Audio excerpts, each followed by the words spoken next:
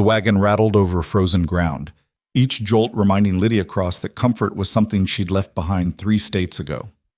Wyoming stretched out in every direction, flat, hostile, and indifferent, the kind of landscape that didn't care if you made it or not. "Ranch is another mile," the driver said. He hadn't spoken in an hour. Lydia took that as a good sign. Men who talked too much usually wanted something. She pulled her coat tighter. February wind out here didn't just blow, it cut. The driver, a man named Hoskins with a face like week-old leather, glanced at her sideways. "You done ranch cooking before?" "I've cooked." "That ain't what I asked." Lydia kept her eyes on the horizon. "I'll manage." Hoskins grunted. "Better. Langford don't keep people who can't pull weight. And these boys—" He paused, choosing his words.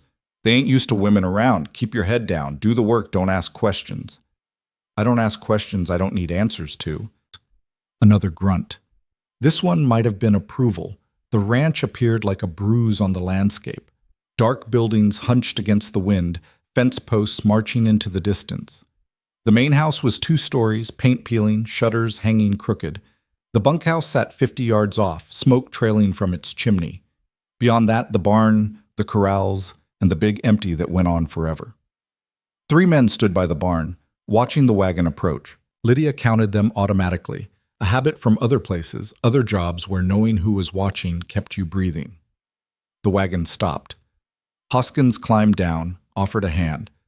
Lydia ignored it and jumped, landing hard but steady. One of the men by the barn laughed. Not cruel, just surprised. "This is her?" The speaker was tall, broad-shouldered, with a face that had seen weather and probably some fists. He walked over, sized Lydia up like she was livestock. "You're the cook?" "I am. Name's Briggs. I run the hands." He jerked his thumb toward the others. "That's Cole and Masterson. There's 6 more around somewhere. You'll meet them at supper, which better be ready by 6 or we're gonna have problems." Lydia met his eyes. "Your problems aren't my concern. Supper will be ready." Briggs blinked. Then he smiled, but it didn't reach anywhere important. "Yeah? We'll see." Hoskins handed down her bag. Everything she owned fit in canvas and rope, and drove off without ceremony. Lydia stood there, bag at her feet, 3 men watching her like she was a math problem they couldn't solve. "Kitchen's in the main house," Briggs said. "You sleep upstairs, second door. Don't go in the other rooms. Langford's room is off limits. He ain't here much anyway. Keep the place clean, keep the men fed, stay out of the way. Simple enough?" "Simple enough." "Good." Briggs turned to leave, then stopped. "One more thing. There's rules out here. Break 'em, you're gone. Don't care if you're a woman or the Queen of England." Lydia picked up her bag. "I don't plan on breaking anything." Briggs walked away. The other 2 men, Cole and Masterson, lingered. Cole was younger, maybe 20, with nervous energy and a face that hadn't hardened yet. Masterson was older, lean, with eyes that saw too much and said nothing. "Don't mind Briggs," Cole offered. "He's just testing me," Lydia finished. "I know the type." Masterson tilted his head slightly, studying her. Then he nodded once and walked off. Cole hesitated, then followed. Lydia stood alone in the yard, wind pulling at her coat. The ranch felt like a held breath, waiting for something to break. She walked to the main house. The door was unlocked. Inside, the air was warmer, but smelled like old smoke and damp wood. The kitchen was to the right, big cast-iron stove, rough-hewn table, shelves stocked with basics. Someone had kept it functional, if not clean. Lydia set her bag down and rolled up her sleeves. By noon, she'd scrubbed the stove, organized the pantry, and taken inventory. They had flour, salt, beans, dried beef, potatoes, and not much else. She'd work with it. She always did. The men came in around 6, boots heavy on the floorboards. Lydia had made stew, nothing fancy but hot and filling. She set bowls on the table and stepped back. Briggs sat first. The others followed. 9 men total, counting Briggs. They ate in silence, the kind that felt like a test. Lydia stood by the stove, waiting. Finally, one of them, a grizzled man with a scar across his jaw, looked up. "Ain't bad." Briggs shot him a look, but the damage was done. A few others nodded. One even said, "Better than what we had." Lydia didn't smile. "I'll need supplies. Meat, vegetables if you've got them. Whatever you can spare." Briggs wiped his mouth. We'll see. That night, Lydia lay in the upstairs room, staring at ceiling beams. The wind rattled the shutters. Somewhere outside, a horse whinnied. She thought about the men downstairs, the way they'd watched her, the way Briggs had drawn his line in the dirt. She'd crossed worse lines before. The next morning, she woke before dawn and started breakfast. Biscuits, gravy, coffee, strong enough to strip paint. The men filtered in, still half asleep, and ate without complaint. Progress. After breakfast, Lydia stepped outside. The sun was just clearing the horizon, painting everything gold and cold. She needed to understand the layout, where things were, who did what, how the ranch worked. She walked past the bunkhouse toward the corrals. Horses moved in slow circles, breath steaming. A man stood at the fence, back to her, perfectly still, not watching the horses, just standing. Lydia stopped. Something about him felt different, solid, like the fence posts, unmoved by the wind. He turned, and she got her first real look at Ethan Vale. He wasn't tall, but he filled space. Dark hair, sun-lined face, eyes that didn't blink much. He wore the same rough clothes as the others, but on him they looked like armor. He didn't speak, just looked at her. "Morning," Lydia said. A nod, barely. "I'm Lydia, the new cook." Another nod. "You always this talkative?" The corner of his mouth twitched. Might have been a smile, might have been wind. Lydia waited. When he didn't offer anything else, she turned to leave. Stew was good. She stopped, looked back. He was watching the horses again, like he hadn't spoken.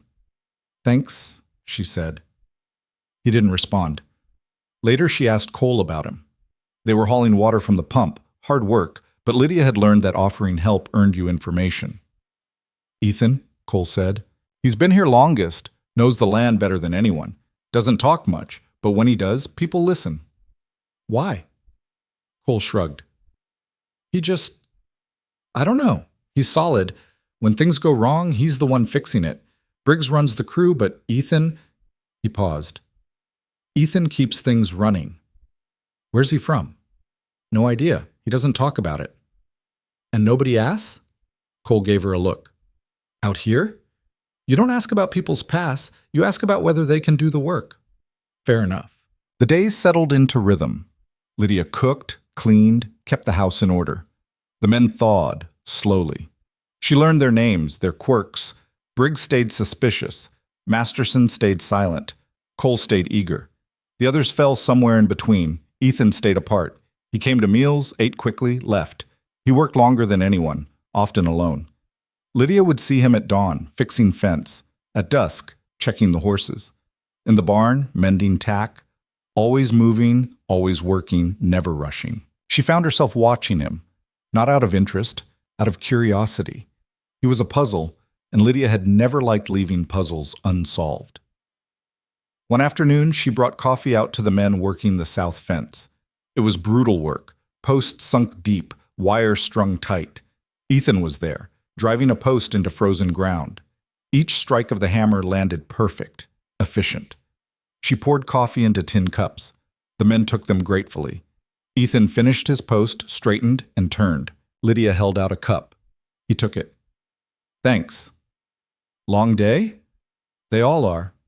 She waited, but that was it. He drank the coffee, handed back the cup, and went back to work. Later, Cole laughed. "You're wasting your time. Ethan doesn't do small talk.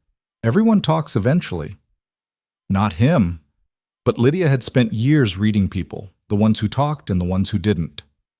Silence could say as much as words, if you knew how to listen. The first storm hit on a Tuesday. It came fast. Blue sky one moment, black clouds the next. The wind picked up, howling through the gaps in the barn. Lydia was in the kitchen when Briggs burst in. "Storm's coming. Big one. Get everything inside you can. Board the windows if you have time." She moved fast, pulled in the wash, secured the shutters, covered the stove vents. Outside, the men were scrambling, herding horses, tying down equipment, shouting over the wind. The storm hit like a fist. Rain turned to sleet, sleet to snow. The wind screamed. Lydia stood at the window, watching the world disappear into white. She'd seen storms before, but this was different. meaner. Something crashed outside. Then another crash, shouting. Lydia grabbed her coat and opened the door. The cold hit her like a wall. She could barely see 10 feet. Shapes moved in the storm, men fighting to secure the barn door, which had torn loose and was swinging wild. Ethan was in the middle of it. He'd wrapped a rope around his waist and was pulling the door closed. Another man, Masterson, was trying to help, but the wind kept ripping the door away. Lydia ran forward, leaned into the door with them. "Get inside," Briggs yelled. "Not without securing this," Ethan shouted back. Lydia pulled.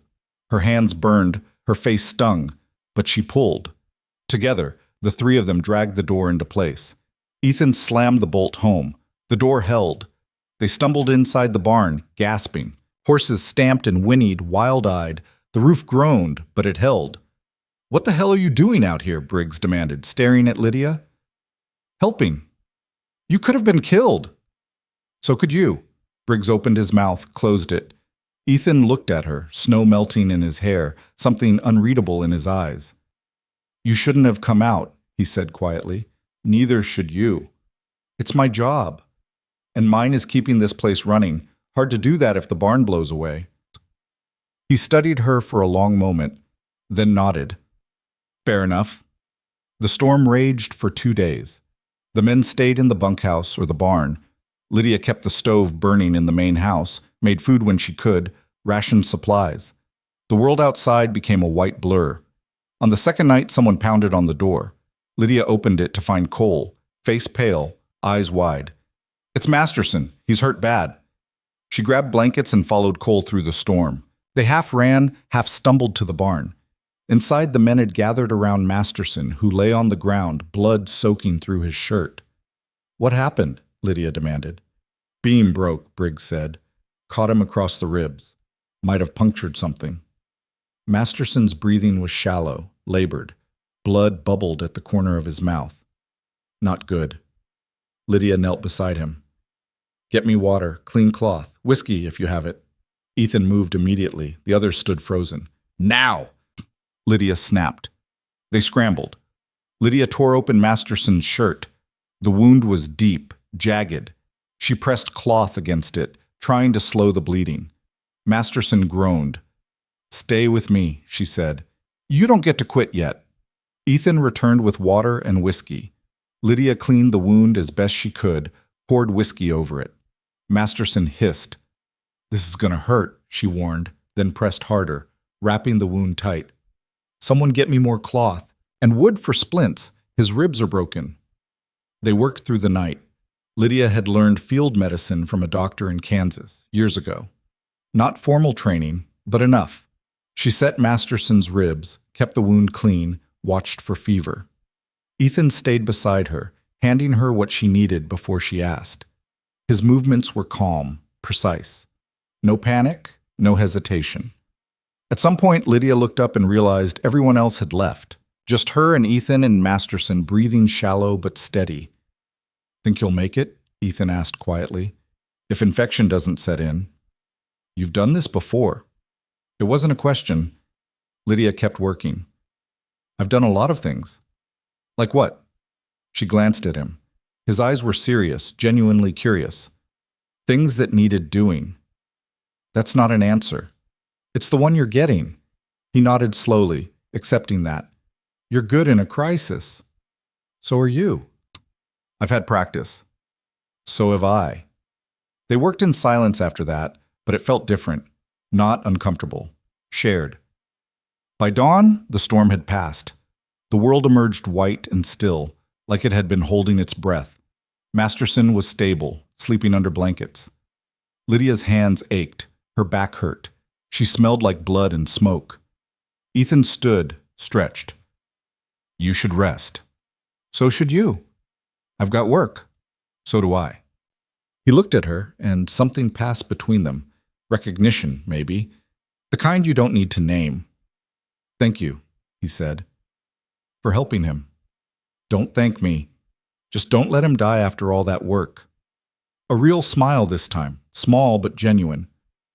"I won't." He left. Lydia sat with Masterson until Cole came to take over, then walked back to the house. The sun was bright, the snow blinding. Everything looked clean, new, deceptive. Inside, she collapsed into a chair and let exhaustion take her. When she woke, it was afternoon. Someone had left bread and water on the table. Thoughtful. She washed up, changed clothes, and started inventory. The storm had cost them supplies. They'd need to ration carefully until the next shipment. That evening, the men gathered for supper, quieter than usual. Lydia served stew again, stretched thin but edible. No one complained. Briggs cleared his throat. Masterson's doing better. Lydia, he paused, like the words hurt. You did good out there. The others murmured agreement. Even Briggs looked uncomfortable with gratitude. Lydia nodded. Just doing what needed doing. Still, Briggs said, we owe you. You don't owe me anything. We're all trying to survive out here. That's the deal. Briggs studied her, then nodded. Something shifted in his expression. Not warmth exactly, but respect. That night, Lydia stood on the porch, watching stars emerge. The air was cold and clear, the kind of cold that felt clean. Footsteps behind her. She didn't turn. Can't sleep? Ethan's voice. Too much quiet after all that noise. He stepped beside her, leaned against the railing. For a while, neither spoke. You handled yourself well, he said finally. You sound surprised. Not surprised. Impressed. Lydia glanced at him. His face was unreadable in the dark. Why? Most people panic when things go bad. You didn't. Panic doesn't fix anything. No, it doesn't. More silence. Comfortable this time. You're different than I expected, Ethan said. How so? Stronger, tougher, more... He paused. Capable. Is that a compliment? It's an observation. Lydia smiled despite herself. I'll take it. He looked at her, and for a moment she thought he might say more. But he just nodded, straightened. Get some rest. Tomorrow's going to be hard, cleaning up after the storm. Always is. He walked away, boots crunching in the snow. Lydia watched him go, something turning over in her chest. Not attraction, not yet, but awareness. The sense that Ethan Vale was more than he appeared, and that whatever was coming next, she'd need to understand him to survive it. The next weeks passed in brutal rhythm. Clear the damage, repair the fences, tend the animals. Masterson recovered slowly, stubbornly. The men worked themselves ragged. Lydia kept them fed, kept the house standing, kept herself invisible when invisibility mattered. But she was watching, always watching. And she saw things others missed, the way Ethan checked every inch of fence himself, not trusting reports. The way he knew exactly how much feed the horses had left without counting. The way men deferred to him, even Briggs, when decisions needed making. He wasn't just a ranch hand. He was the spine holding everything upright. One evening, Lydia was cleaning up after supper when Ethan came in alone. Unusual. He poured himself coffee, stood by the stove. Need something? Lydia asked. Just wondering if you'd heard from Langford. Langford, the ranch owner. Lydia hadn't seen him once. No, should I have? He usually checks in after storms, make sure the place is still standing. And he hasn't? Ethan shook his head. Might mean nothing. Might mean something. You think there's trouble? I think there's always trouble. Question is what kind? Lydia dried her hands. What aren't you telling me? Ethan met her eyes. For a moment she thought he'd deflect, but he didn't. Ranch has been struggling, money problems. Langford's been talking about selling. To who? Anyone with cash. There's interest from a company out east, wants the land for something other than ranching. If that happens, we're all gone. Lydia processed that. And you? I'd lose the only home I've got left. The weight in those words hit harder than he probably meant it to. Lydia leaned against the counter. So what do you do? Keep working, keep the place valuable. Hope Langford changes his mind. That's not much of a plan. It's the only one I've got. Lydia studied him, the lines around his eyes, the set of his shoulders. A man carrying more than his share. Well, she said quietly, if it helps, I'm not planning on leaving either. He looked at her, surprised. Why not? Because I've spent my whole life being pushed out of places. I'm tired of it. She crossed her arms. Besides, Someone needs to make sure you idiots don't starve or bleed out. A real smile this time, tired but genuine. Appreciate that. He finished his coffee, set the cup down. At the door, he paused. Lydia? Yeah? You ever feel like you're waiting for the other shoe to drop? She nodded. All the time. Me too. Then he was gone, leaving Lydia alone with the dishes and the growing certainty that whatever storm had passed, the real one was still coming. And when it hit, none of them would be ready. The shoe dropped 3 weeks later, just before dawn. Lydia was kneading dough when she heard the horses, too many of them, moving too fast. She wiped flour from her hands and stepped to the window. 6 riders coming in hard from the east, pushing their mounts like something was chasing them. She recognized the lead horse, Langford's bay gelding. The men hit the yard in a cloud of dust and panic. Langford dismounted before his horse stopped moving, nearly stumbling. His face was gray, his coat torn. The men with him looked worse, bloodied, wild-eyed. Briggs came running from the bunkhouse, Ethan right behind him. Other hands spilled out, pulling on boots, reaching for rifles they didn't yet know they'd need. What happened? Briggs demanded. Langford bent double, gasping. One of his men answered. Raiders, 20 miles east. They hit the Hutchins place last night, burned it, took everything. The yard went silent except for the horses blowing hard. Dead? Ethan's voice was flat, already knowing. 2 hands. Hutchins himself. They shot him in his own damn doorway. Lydia felt ice slide down her spine. She'd heard about the raiders. Everyone had.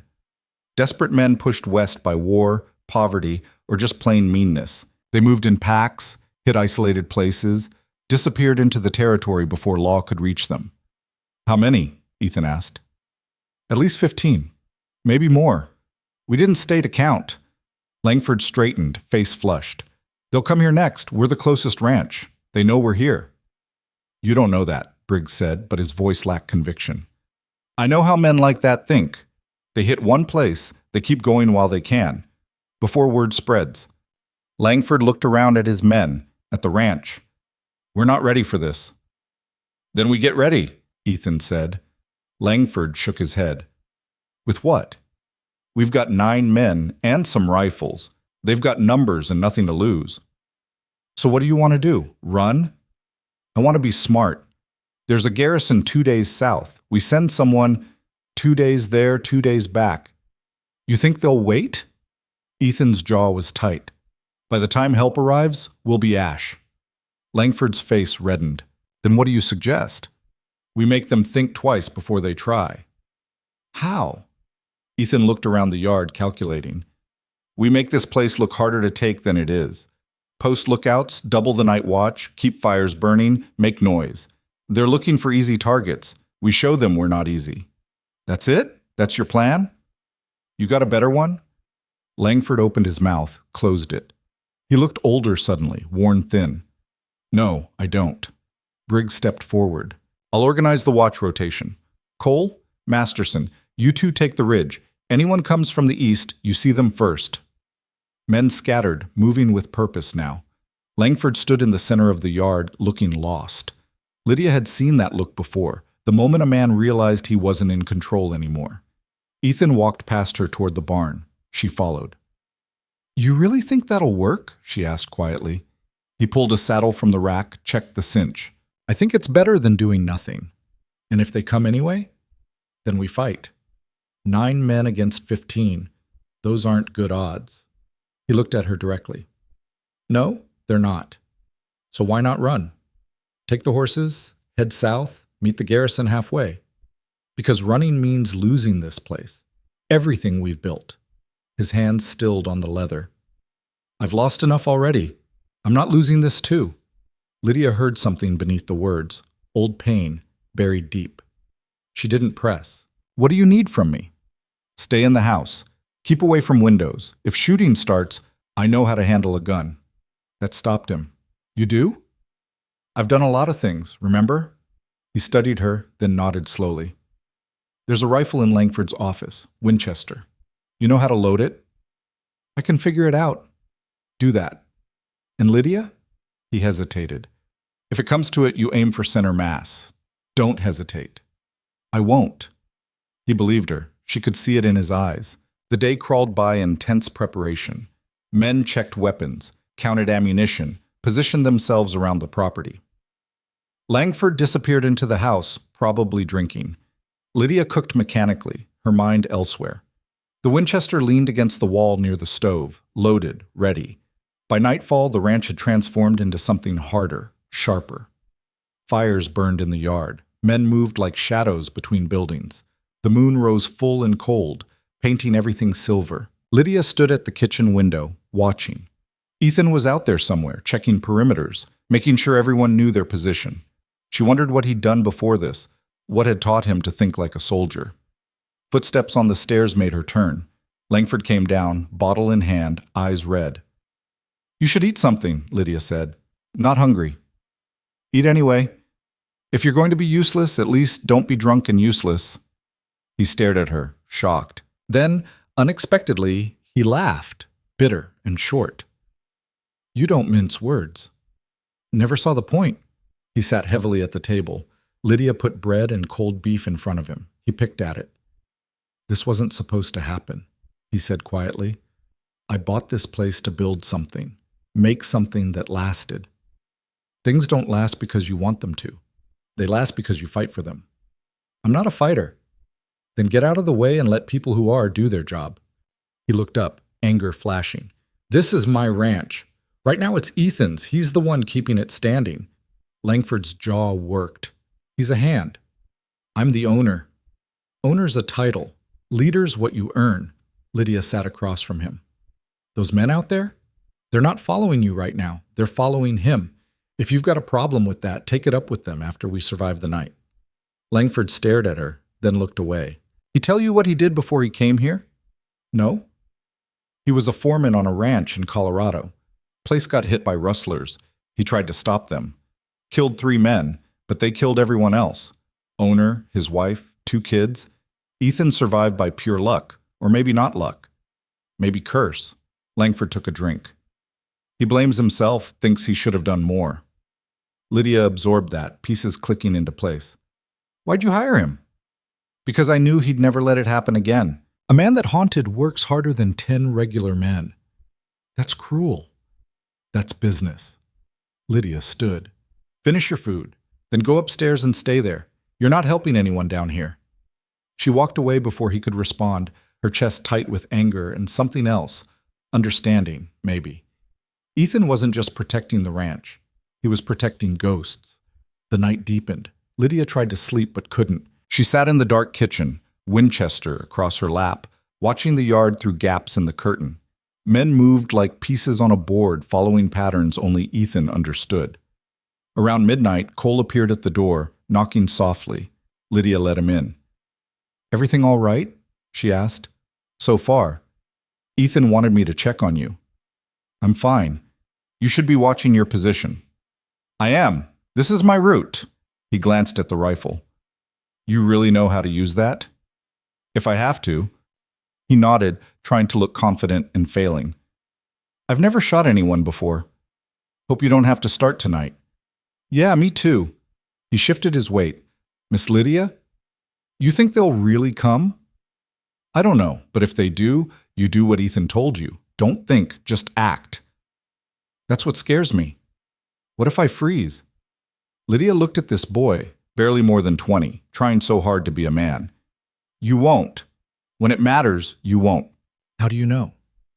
"Because you're still here. You didn't run when you could have." He seemed to take comfort in that. "Thanks."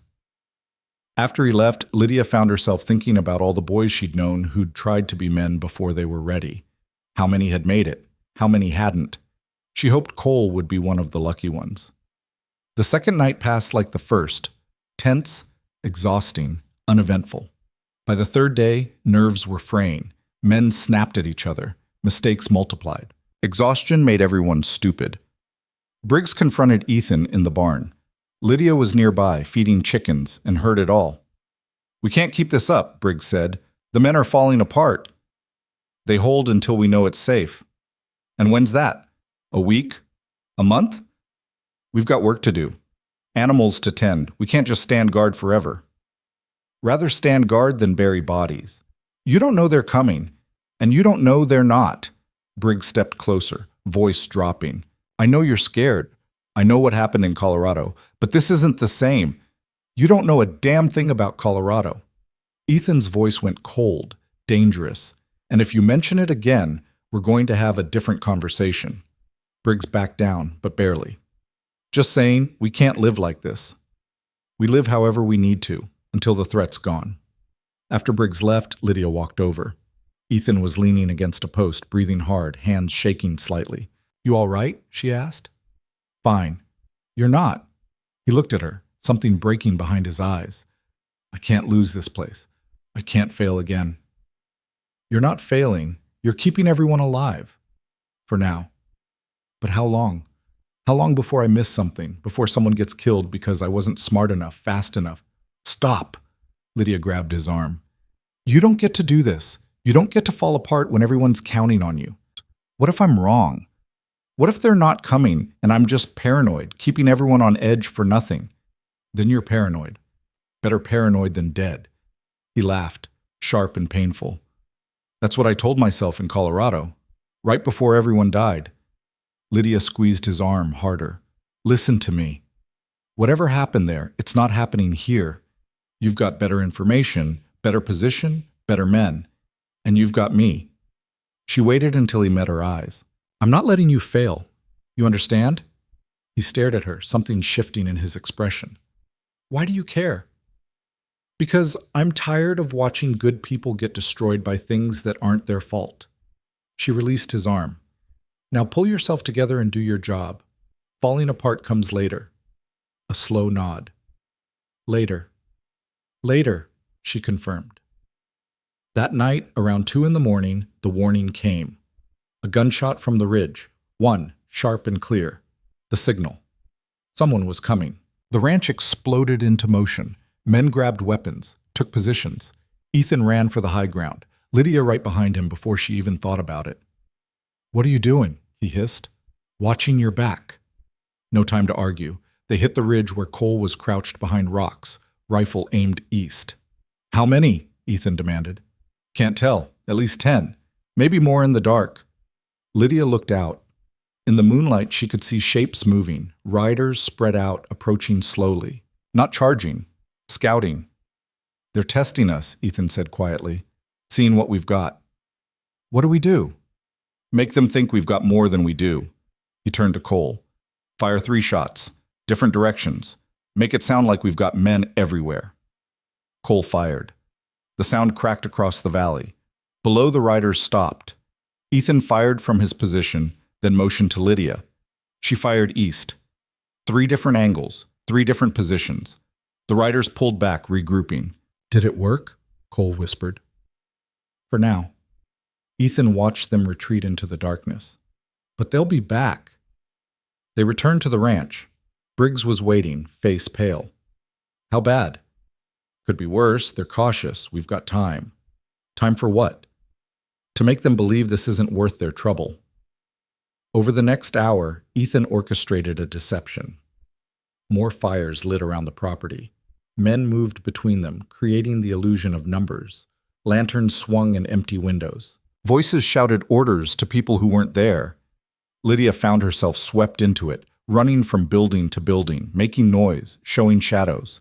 It felt absurd, theater in the face of death. But it worked. The raiders circled once more, then pulled back. By dawn, they were gone. Men collapsed where they stood, exhaustion finally claiming them. Briggs sat on the ground, head in hands. Cole lay flat on his back, staring at the sky. Even Ethan swayed slightly, running on nothing but will. Lydia walked to the pump, filled a bucket, started bringing water to the men. They drank like they'd crossed a desert. Langford emerged from the house, looking worse than all of them. Are they gone? For now, Ethan said. Will they come back? Don't know. Maybe. Maybe they found an easier target. Or maybe they're waiting for us to relax. Langford rubbed his face. We can't keep doing this. No, we can't. So what do we do?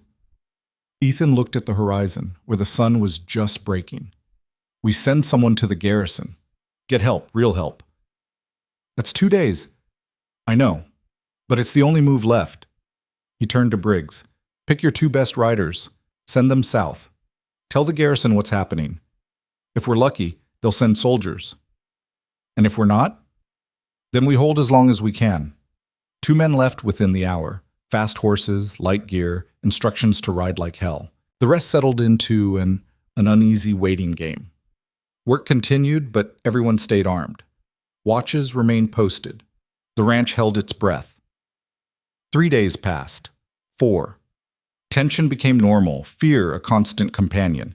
Men slept in shifts, ate standing up, spoke in fragments. On the 5th day, a rider appeared from the south. Not the garrison, one of their own men, returning alone. Lydia's stomach dropped. One rider meant bad news. The man, a tough hand named Warren, rode in hard, his horse lathered and blowing. He dismounted, nearly fell. "Where's Patterson?" Briggs demanded. Patterson was the other rider. "Dead. Raiders hit us on the road. I got away." Warren gasped for air. "But there's more. The garrison. They're not coming." "What do you mean, not coming?" "They've got their own problems. Apache troubles to the south. They can't spare men." Silence fell like a stone. Lydia felt something inside her go cold and focused. "So we're alone," Langford said quietly. "We're alone," Ethan confirmed. "Then it's over. We abandon the ranch. Take what we can and go." "No." Ethan's voice was iron. "No? Are you insane? We can't defend this place against—" "I said no." Ethan stepped forward. "You want to run, fine. But I'm staying. Anyone who wants to stay can stay. Anyone who wants to go can go. But this ranch doesn't fall without a fight." Langford stared at him. "This is my decision to make." "No, it's mine. Because I'm the one who'll die for it." The men exchanged glances. Briggs spoke carefully. "Ethan, if the garrison won't help, then we help ourselves. We've done it before. We'll do it again." He looked around at each man. "I know you're scared. I am too. But I'm not letting a pack of thieves take what we've built. Not without making them bleed for it." Cole stepped forward. "I'm staying." Masterson, still moving stiff from his injuries, nodded. "Me too." One by one, the others agreed. Even Briggs, after a long moment, gave a sharp nod. Langford looked at them like they were insane. "You're all going to die." "Maybe," Ethan said, "but we'll die on our feet." Langford shook his head, walked away. Lydia wondered if he'd actually leave. Part of her hoped he would. He wasn't helping anyone. That evening, as she prepared what might be their last decent meal, Ethan came into the kitchen. He looked exhausted, eyes shadowed, shoulders tight. "You should eat," Lydia said. "Not hungry?" "Eat anyway. Your own advice, remember?" A ghost of a smile. He sat. She put food in front of him, stew, thick and hot. He ate mechanically. "Thank you," he said quietly. "For staying. Where else would I go?" "Anywhere but here. Here's where I belong now, for better or worse."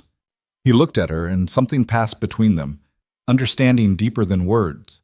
They were both people who'd lost things, found this place, decided to fight for it even though the odds were terrible. "If this goes bad," he started. "It won't. If it does, I want you to know you made this place better, made it worth fighting for." Lydia's throat tightened.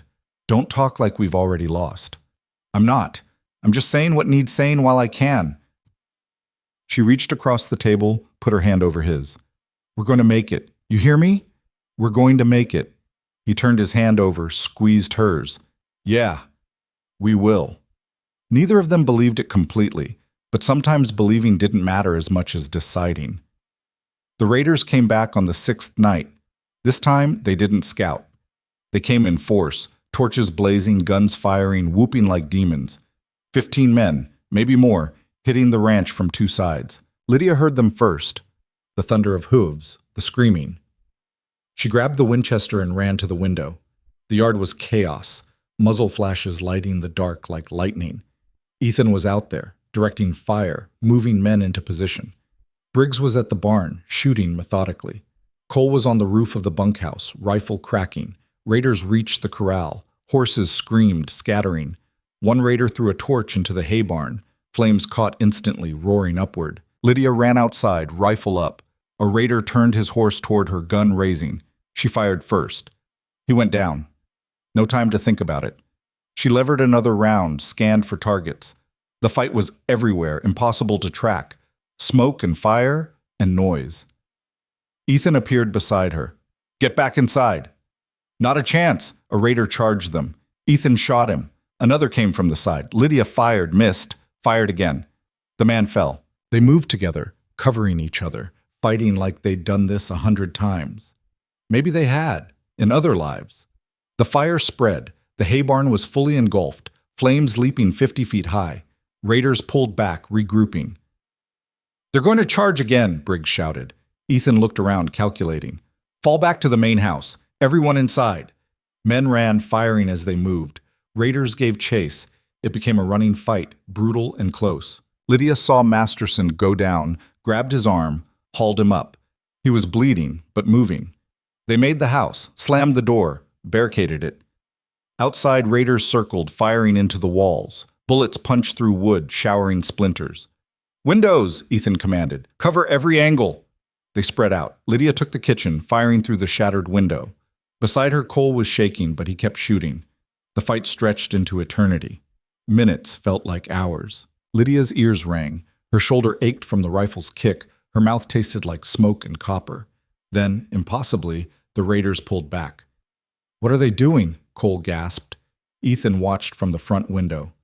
"Regrouping, or giving up." "They're not giving up," Briggs said grimly. "They're planning something worse." He was right. The raiders gathered at the edge of the firelight, talking, pointing. Then 3 of them rode forward carrying torches. "They're going to burn us out," Masterson said. Ethan's face went hard. "Not if we stop them first."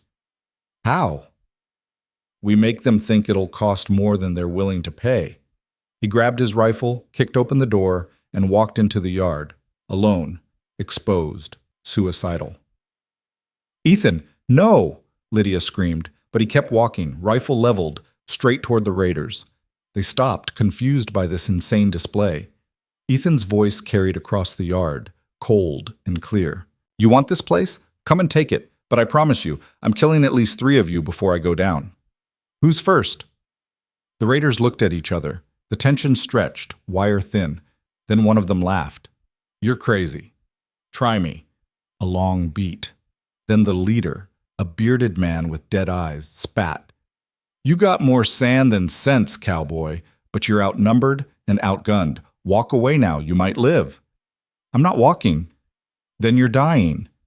"Maybe, but so are you." The leader studied him, trying to calculate if this was bluff or truth. Ethan just stood there, steady as stone, rifle aimed at the man's heart. Behind him, the other men filed out of the house. Briggs, Cole, Masterson, the rest. A line of guns, all aimed, all ready.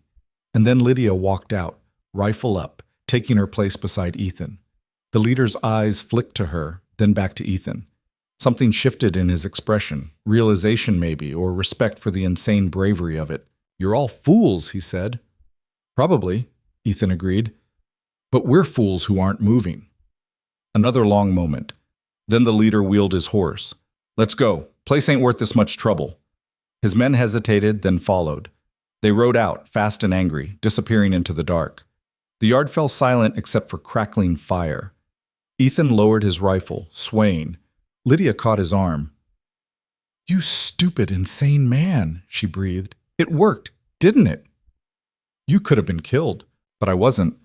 Men collapsed around them, adrenaline draining away. The hay barn burned itself out. The ranch stood, battered but alive. Langford emerged from wherever he'd been hiding, looking at the destruction. "It's over?" "It's over," Ethan confirmed. "We survived." "Yeah, we did." Langford looked at Ethan, then at the men, then back at Ethan. Something in his face changed, recognition of what had actually held this place together. "You saved us," he said quietly. "We saved us," Ethan corrected, looking at Lydia. "All of us." As dawn broke over the smoking ruins, Lydia stood beside Ethan and felt something settle in her chest. The certainty that she'd finally found a place worth keeping and people worth fighting beside. Whatever came next, they'd face it together. The worst wasn't over, not by a long shot. But they'd held the line, and that meant something. It meant they had a chance. The days after the raid felt like walking on cracked ice, every step careful, waiting for the break. They buried Patterson in the small plot behind the north pasture, said what words needed saying, and got back to work because that's what you did when staying still meant thinking too much. The hay barn was gone, just blackened timber and ash. 3 horses had run off during the fight and hadn't come back. The main house had bullet holes punched through half the walls, and every time wind blew through them, it reminded everyone how close they'd come to ending up like the Hutchins family. Lydia spent the first morning after patching what could be patched, cloth stuffed in holes, boards nailed over broken windows. Her hands were raw, her back ached, but the work kept the shaking at bay. She'd killed 2 men, maybe 3. Hard to know in the chaos. She'd think about that later. Right now there was too much to do. Ethan was everywhere at once, directing repairs, checking on injured men, inventorying what they'd lost. He moved like a man possessed, barely stopping to eat or sleep. Lydia recognized the pattern. He was running from something, probably the realization that his gamble could have killed everyone. Around noon, Langford called a meeting in what was left of the barn. The men gathered, exhausted and wary. Langford stood on an overturned crate, looking like he'd aged 10 years in one night. "I want to thank you all," he started. "What you did, what we did, that took courage." Silence. Men shifted, uncomfortable with gratitude. "But we need to talk about what comes next," Langford continued. "The ranch took damage. We lost supplies, animals, Patterson. And the truth is—" He paused, choosing words carefully. "The truth is, I can't afford to keep this place running much longer. Even before the raid, we were barely breaking even." "What are you saying?" Briggs asked, though his tone suggested he already knew. "I'm saying I've been in talks with a company back east. They want the land. They're offering good money, enough to pay you all what you're owed and then some." The men exchanged looks. Ethan stood apart, face unreadable. "When were you planning on telling us this?" he asked quietly. "I was waiting for the right time." "Before or after we nearly died defending your property?" Langford's face flushed. "That's not fair. I didn't ask you to—" "Yes, you did. Every day you kept this place running, you asked us to invest in it. Our work, our time, our lives." Ethan stepped forward. "Now you're selling it out from under us?" "I don't have a choice. The numbers don't work. They haven't worked for months." "Then make them work." "How? You think I haven't tried?" Langford's voice cracked. "I'm drowning here. This offer, it's a lifeline." "For you," Ethan said coldly. "What about the rest of us?" "You'll get paid. You can find work elsewhere." "Work isn't the same as home." Langford looked away. "I'm sorry. I truly am, but my mind's made up. The buyers are coming next week to finalize things." He climbed down from the crate and walked out, leaving stunned silence behind. Briggs broke it first. "Well, that's that, I guess." "No," Ethan said. "It's not. What are you going to do? You don't own the place." "Not yet." Briggs stared at him. "You can't be serious. You don't have that kind of money." "I know someone who might." "Who?" Ethan didn't answer. He walked out, leaving everyone else to process what had just happened. Lydia found him an hour later in the ruined hay barn, standing in the ash, staring at nothing. "Want to talk about it?" she asked. "Not much to talk about. Langford's selling. We're done." "You said you knew someone." "I do. Maybe. It's complicated." Lydia waited. Ethan picked up a piece of charred wood, turned it over in his hands. "There's a rancher in Montana," he said finally. "Man named Garrett. I worked for him years ago. He's got money, connections. If anyone could buy this place, it's him. So write him." "It's not that simple. We didn't part on good terms." "What happened?" Ethan dropped the wood. "I left without notice, middle of the season." He had good reason to be angry. "Why'd you leave?" He looked at her, something raw in his eyes. "Because I was young and stupid and thought I knew better. Cost him a contract, nearly ruined his operation. He told me if I ever needed anything, I shouldn't bother asking. People say things they don't mean when they're angry. He meant it." "You don't know that, not until you try." Ethan shook his head.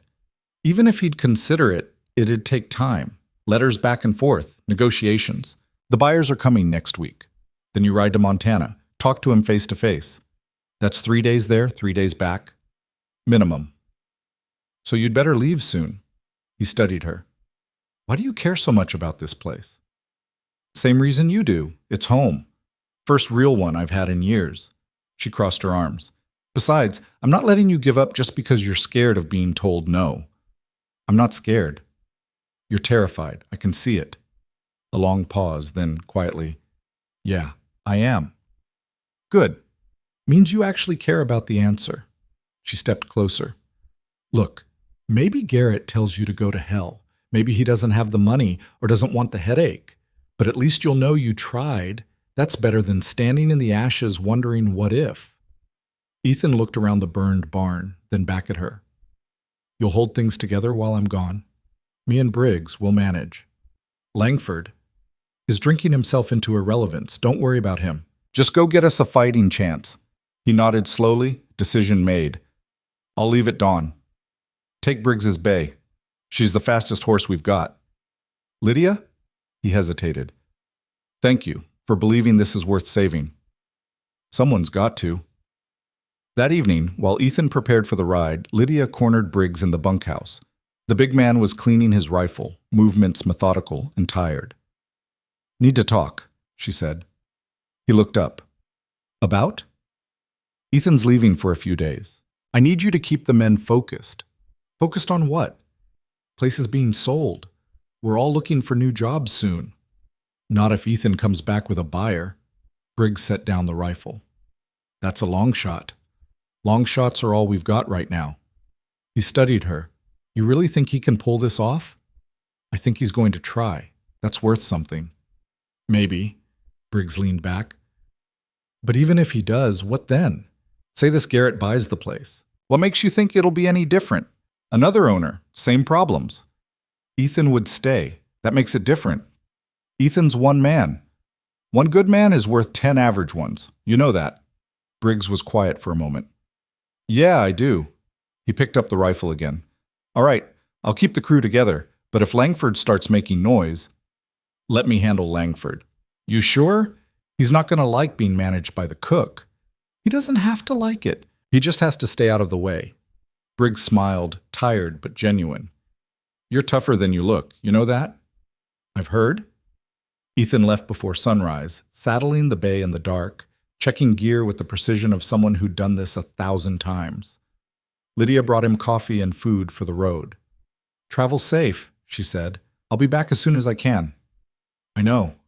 He mounted up, looked down at her. If things go wrong while I'm gone, they won't. But if they do, Ethan, go. We'll be fine. He nodded, turned the bay, and rode north. Lydia watched until he disappeared into the pre-dawn gray, then turned back to the ranch. Time to prove she could hold the line.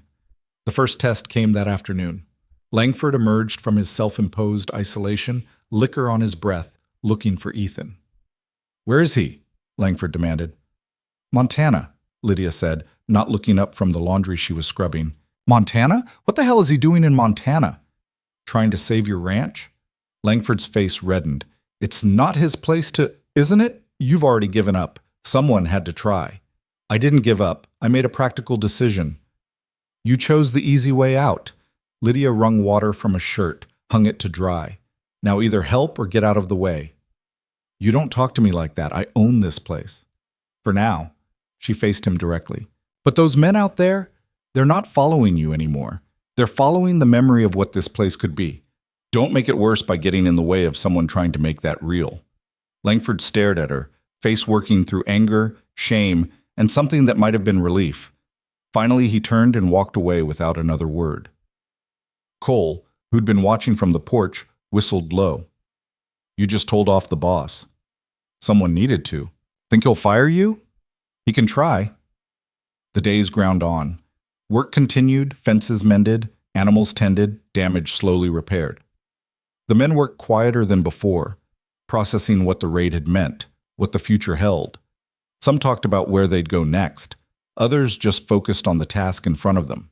Lydia kept the household running, kept food on the table, kept watch for trouble. At night she stood on the porch, looking north, wondering how Ethan was doing, whether Garrett would even see him, whether any of this mattered. On the third day, riders appeared from the east. Lydia's heart jumped. Raiders again? But these men rode slow and purposeful, official. As they got closer, she counted 4 of them, well-dressed, well-armed, not ranch hands, businessmen. Briggs came out of the barn, rifle loose in his hands. The buyers? Too early. They're not supposed to be here until next week. Well, someone forgot to tell them. The riders stopped in the yard. The lead man dismounted, tall, gray-haired, with the kind of face that had made a lot of money and expected more. His suit was expensive, his boots polished. He looked around the ranch like he was already calculating property value. "I'm looking for Mr. Langford," he announced. Langford emerged from the house looking small and rumpled next to this man's polish. "I'm Langford. James Thornton, representing the Western Territory Development Company." He pulled papers from his saddlebag. "We're here to finalize the purchase." "You're early. We agreed on next week." "Plans changed. We'd like to close the deal today." Langford blinked. "Today? We haven't finished discussing terms." "The terms are in the contract, quite generous, I think you'll find." Thornton held out the papers. "Sign today, and we'll add a 10% bonus. Consider it an incentive for expedience." Lydia watched this, cold spreading through her chest. They were rushing it, making it attractive to close before anyone could think too hard, before Ethan could return. "Why the rush?" she asked. Thornton's eyes flicked to her, dismissive. "I don't believe we've met. I work here. I'm asking why you're pushing so hard. We have other opportunities to evaluate. The sooner we close on this property, the sooner we can move forward with development." "What kind of development?" "That's not your concern." It is if you're planning to tear down everything these men built." Thornton's expression hardened. "Miss, this is a business transaction between myself and Mr. Langford. I'd appreciate if you'd let us conduct it without interference." Langford looked between them, nervous. "Lydia, maybe you should—" "No," she said flatly. "Not until I know what they're planning." Thornton sighed, the sound of a man dealing with an irritating obstacle. "Very well. "We intend to use this land for mineral extraction. There's copper in these hills. Quite a lot of it, according to our surveys. You're going to turn it into a mine. A productive, profitable enterprise that will employ dozens of men and generate significant revenue. And destroy the ranch in the process. Progress requires sacrifice." Lydia looked at Langford. "You knew about this?" He wouldn't meet her eyes. "I knew it was a possibility." "You knew and you didn't tell anyone. You were going to sell, take your money, and let them tear this place apart." "What choice do I have? I'm bankrupt. This offer, it's the only way I walk away with anything." "What about the men who worked for you, who bled for this place? They'll be compensated. They'll find other work." "That's not the point, and you know it." Thornton stepped forward, voice sharp. "This is touching, truly, but we're here to conduct business, not debate philosophy. Mr. Langford, do we have a deal or not?" Langford reached for the papers. Lydia grabbed his wrist. "Don't," she said. "Give it 3 more days. Ethan's chasing a fantasy," Langford said, pulling free. "This is real money, real opportunity. I'm taking it." He took the papers. Thornton produced a pen. The moment stretched, crystalline and terrible. Then hoofbeats thundered into the yard. Everyone turned. A rider came in fast, horse lathered and blowing. Not Ethan. Wrong horse. Wrong build. As the rider got closer, Lydia recognized him. Warren, the hand who'd barely escaped the raiders weeks ago. He pulled up hard. "Riders coming. From the north. At least 20. Thornton's face went pale. "Raiders?" "Don't know, but they're moving fast and they're armed." Briggs was already yelling orders. Men grabbed weapons, took positions. The easy familiarity of crisis. Thornton and his associates mounted quickly. "We'll return when it's safe," Thornton said, fear edging his voice. "Take your contract with you," Lydia called after him. They rode out fast, leaving dust and abandoned papers. Langford picked up the contract with shaking hands. 3 days, Lydia said. "That's all I'm asking. Don't sign until Ethan gets back."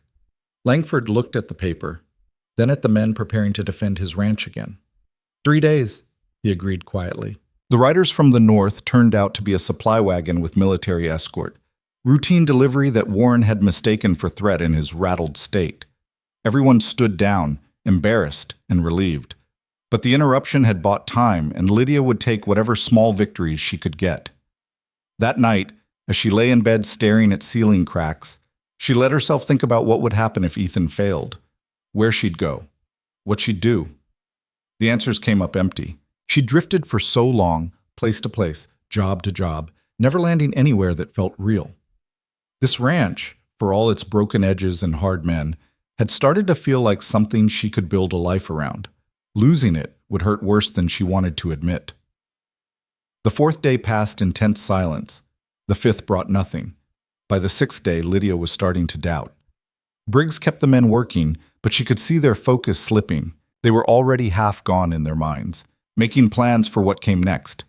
Langford holed up in his office with the contract, reading it over and over like the words might change. Lydia brought him food he didn't eat, coffee he let go cold. "You think he's coming back?" Langford asked once. "Yes." "You sound certain." "I am." "Why?" "Because he said he would. That's enough." Langford shook his head. "You have more faith than me." "Faith's got nothing to do with it. It's trust. There's a difference." Evening of the sixth day, Lydia was preparing supper when Cole burst into the kitchen. "Rider coming! From the north!" She dropped the knife she was holding and ran outside. The sun was setting, painting everything orange and gold. In that light, she could see a single horse and rider approaching at a steady pace. As they got closer, she recognized the bay, recognized the set of shoulders, the way the man sat his saddle. Ethan was back. He rode into the yard looking like he'd been through hell, covered in trail dust, exhausted, but his eyes were bright. Behind him, moving slower, came two more riders. Lydia's breath caught. He'd done it. He'd actually done it.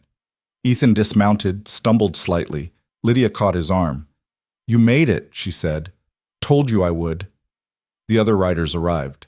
One was older, maybe 60, with iron gray hair and the weathered look of a man who'd built his fortune from dirt and sweat.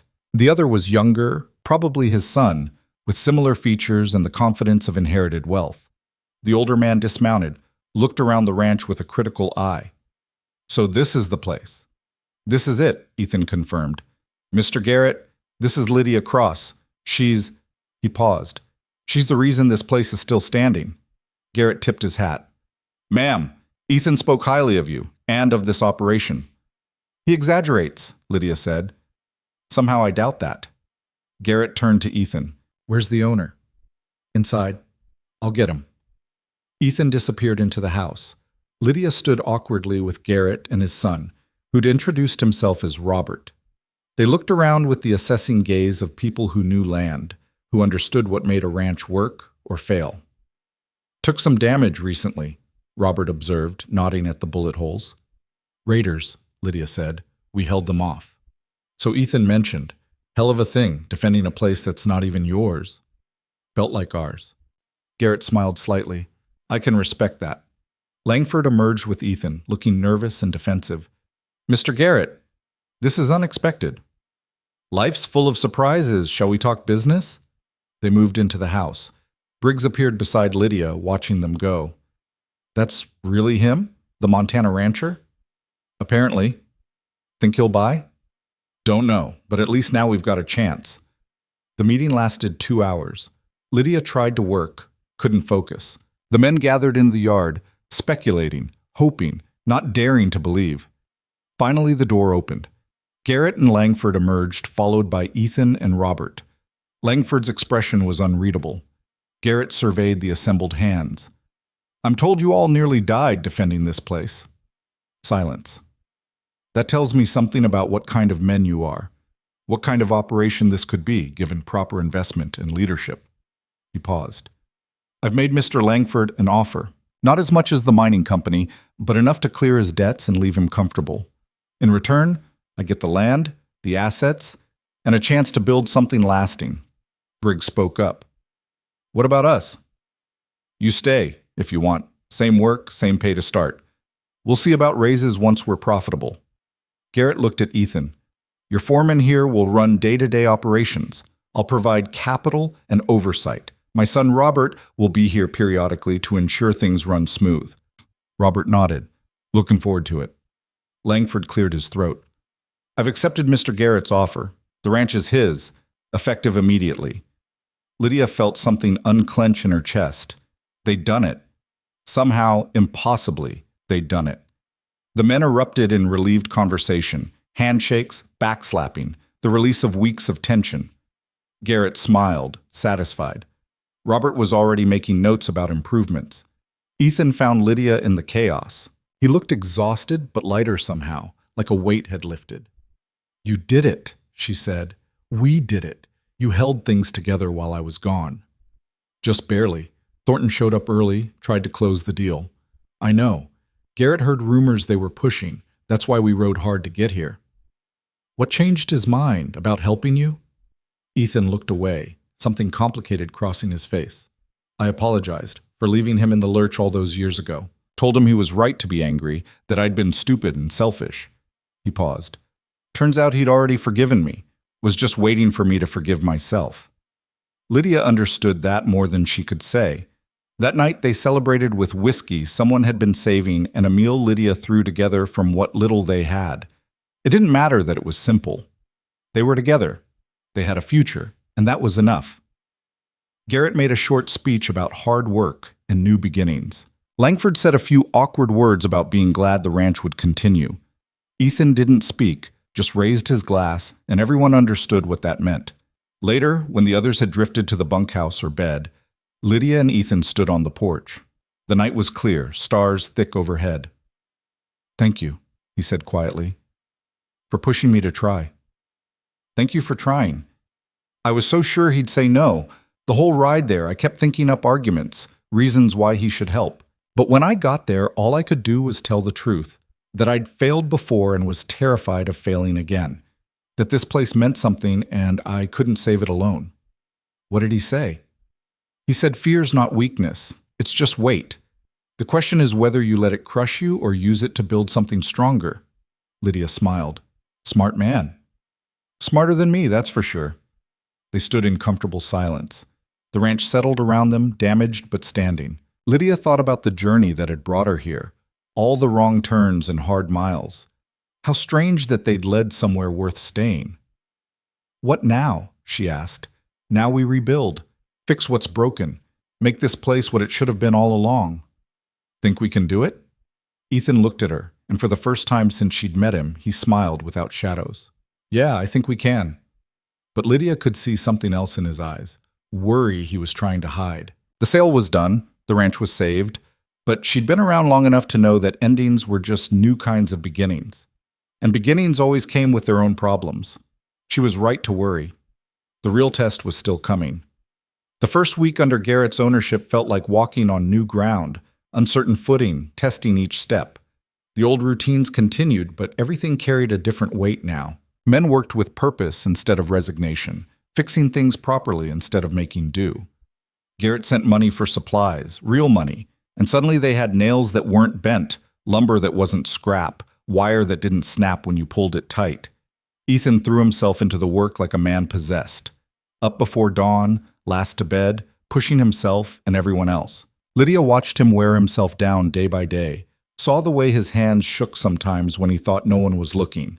He was waiting for something to go wrong, for his second chance to crumble like the first. She understood that. She was waiting too. Robert Garrett arrived 10 days after his father left, bringing 2 wagons of supplies and an attitude that set Lydia's teeth on edge from the first minute. He was young, maybe 25, with his father's confidence, but none of the earned humility that made it bearable. He rode in like he owned the place, which technically he did, but there was a difference between ownership and belonging that he hadn't figured out yet. "Ethan," he called, dismounting in the yard, "let's walk the property. I want to see what we're working with." Ethan wiped his hands on his pants, nodded. They walked off together, Robert talking, gesturing, pointing at things. Lydia couldn't hear the words but could read the dynamic. Robert making suggestions that were really orders, Ethan taking them with a tight jaw. Cole sidled up beside her. "Think this is going to be a problem?" "Everything's a problem until it isn't." That's not an answer. It's the only one I've got. That evening, Robert joined them for supper. Lydia had made stew again. She was getting tired of stew, but it stretched and filled bellies, and that's what mattered. Robert ate without comment, which was better than criticism, but somehow felt worse. "The north fence needs replacing," he announced. "All of it. It's held together with hope and rust." "We know," Briggs said. "It's on the list. Move it to the top.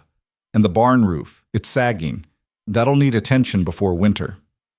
"Already planned for next month," Ethan said quietly. "Make it next week. Father wants to see progress." "Progress takes time. And money, which we're providing. I think we can expect efficiency in return." The table went quiet. Men focused on their food. Lydia saw Ethan's knuckles go white around his fork. "We're working as fast as we can," Ethan said, voice level. "Pushing faster means mistakes. Mistakes cost more time and money in the long run." Robert set down his spoon. "I'm not questioning your work ethic. I'm simply saying there's room for improvement in organization and prioritization. We're organized fine. Are you? Because from what I've seen, there's a lot of reactive work and not much planning." Ethan stood abruptly. "Excuse me." He walked out. Robert watched him go, frowning. "Did I say something wrong?" The men exchanged glances. Finally, Briggs spoke up. "Ethan's been running this place on nothing but grit and faith for months, keeping it alive when it should have died 10 times over. You might want to remember that before you start telling him how to do his job." I'm not telling him how to do his job. I'm asking him to do it better." "There's a difference between asking and demanding," Lydia said sharply, "and you're definitely on the demanding side." Robert looked at her, surprised. "You're the cook, correct?" "I am." "Then perhaps you should focus on cooking and let the men handle ranch business." The temperature in the room dropped 10 degrees. Masterson coughed. Cole stared at his plate. Briggs looked like he was contemplating murder. Lydia stood slowly. "The men handle ranch business because I keep them fed, their clothes clean, and this house standing. Don't confuse what I do with who I am, and don't make the mistake of thinking you can dismiss me like I'm furniture." Robert's face reddened. "I didn't mean—" "Yes, you did. You meant exactly that." She picked up her plate. "Supper's over. Clean up your own dishes." She walked out, leaving stunned silence behind. Outside, she found Ethan by the corral, staring at nothing. She leaned against the fence beside him. "That went well," she said. "He's just trying to do his job. By treating you like you're incompetent? He doesn't know any better. Probably thinks we've been sitting around waiting for someone to tell us what to do." "That's exactly what he thinks, which is insulting." Ethan was quiet for a moment. "His father sent him to learn the business. Make sure the investment's sound. Can't fault him for that. I can fault him for being an arrogant ass about it." A small smile. "Yeah, that's fair." They stood in comfortable silence, watching stars emerge. Finally, Ethan spoke again, quieter. "What if he's right? What if I'm not doing this well enough? You kept this place alive when everyone else had given up. That's not nothing.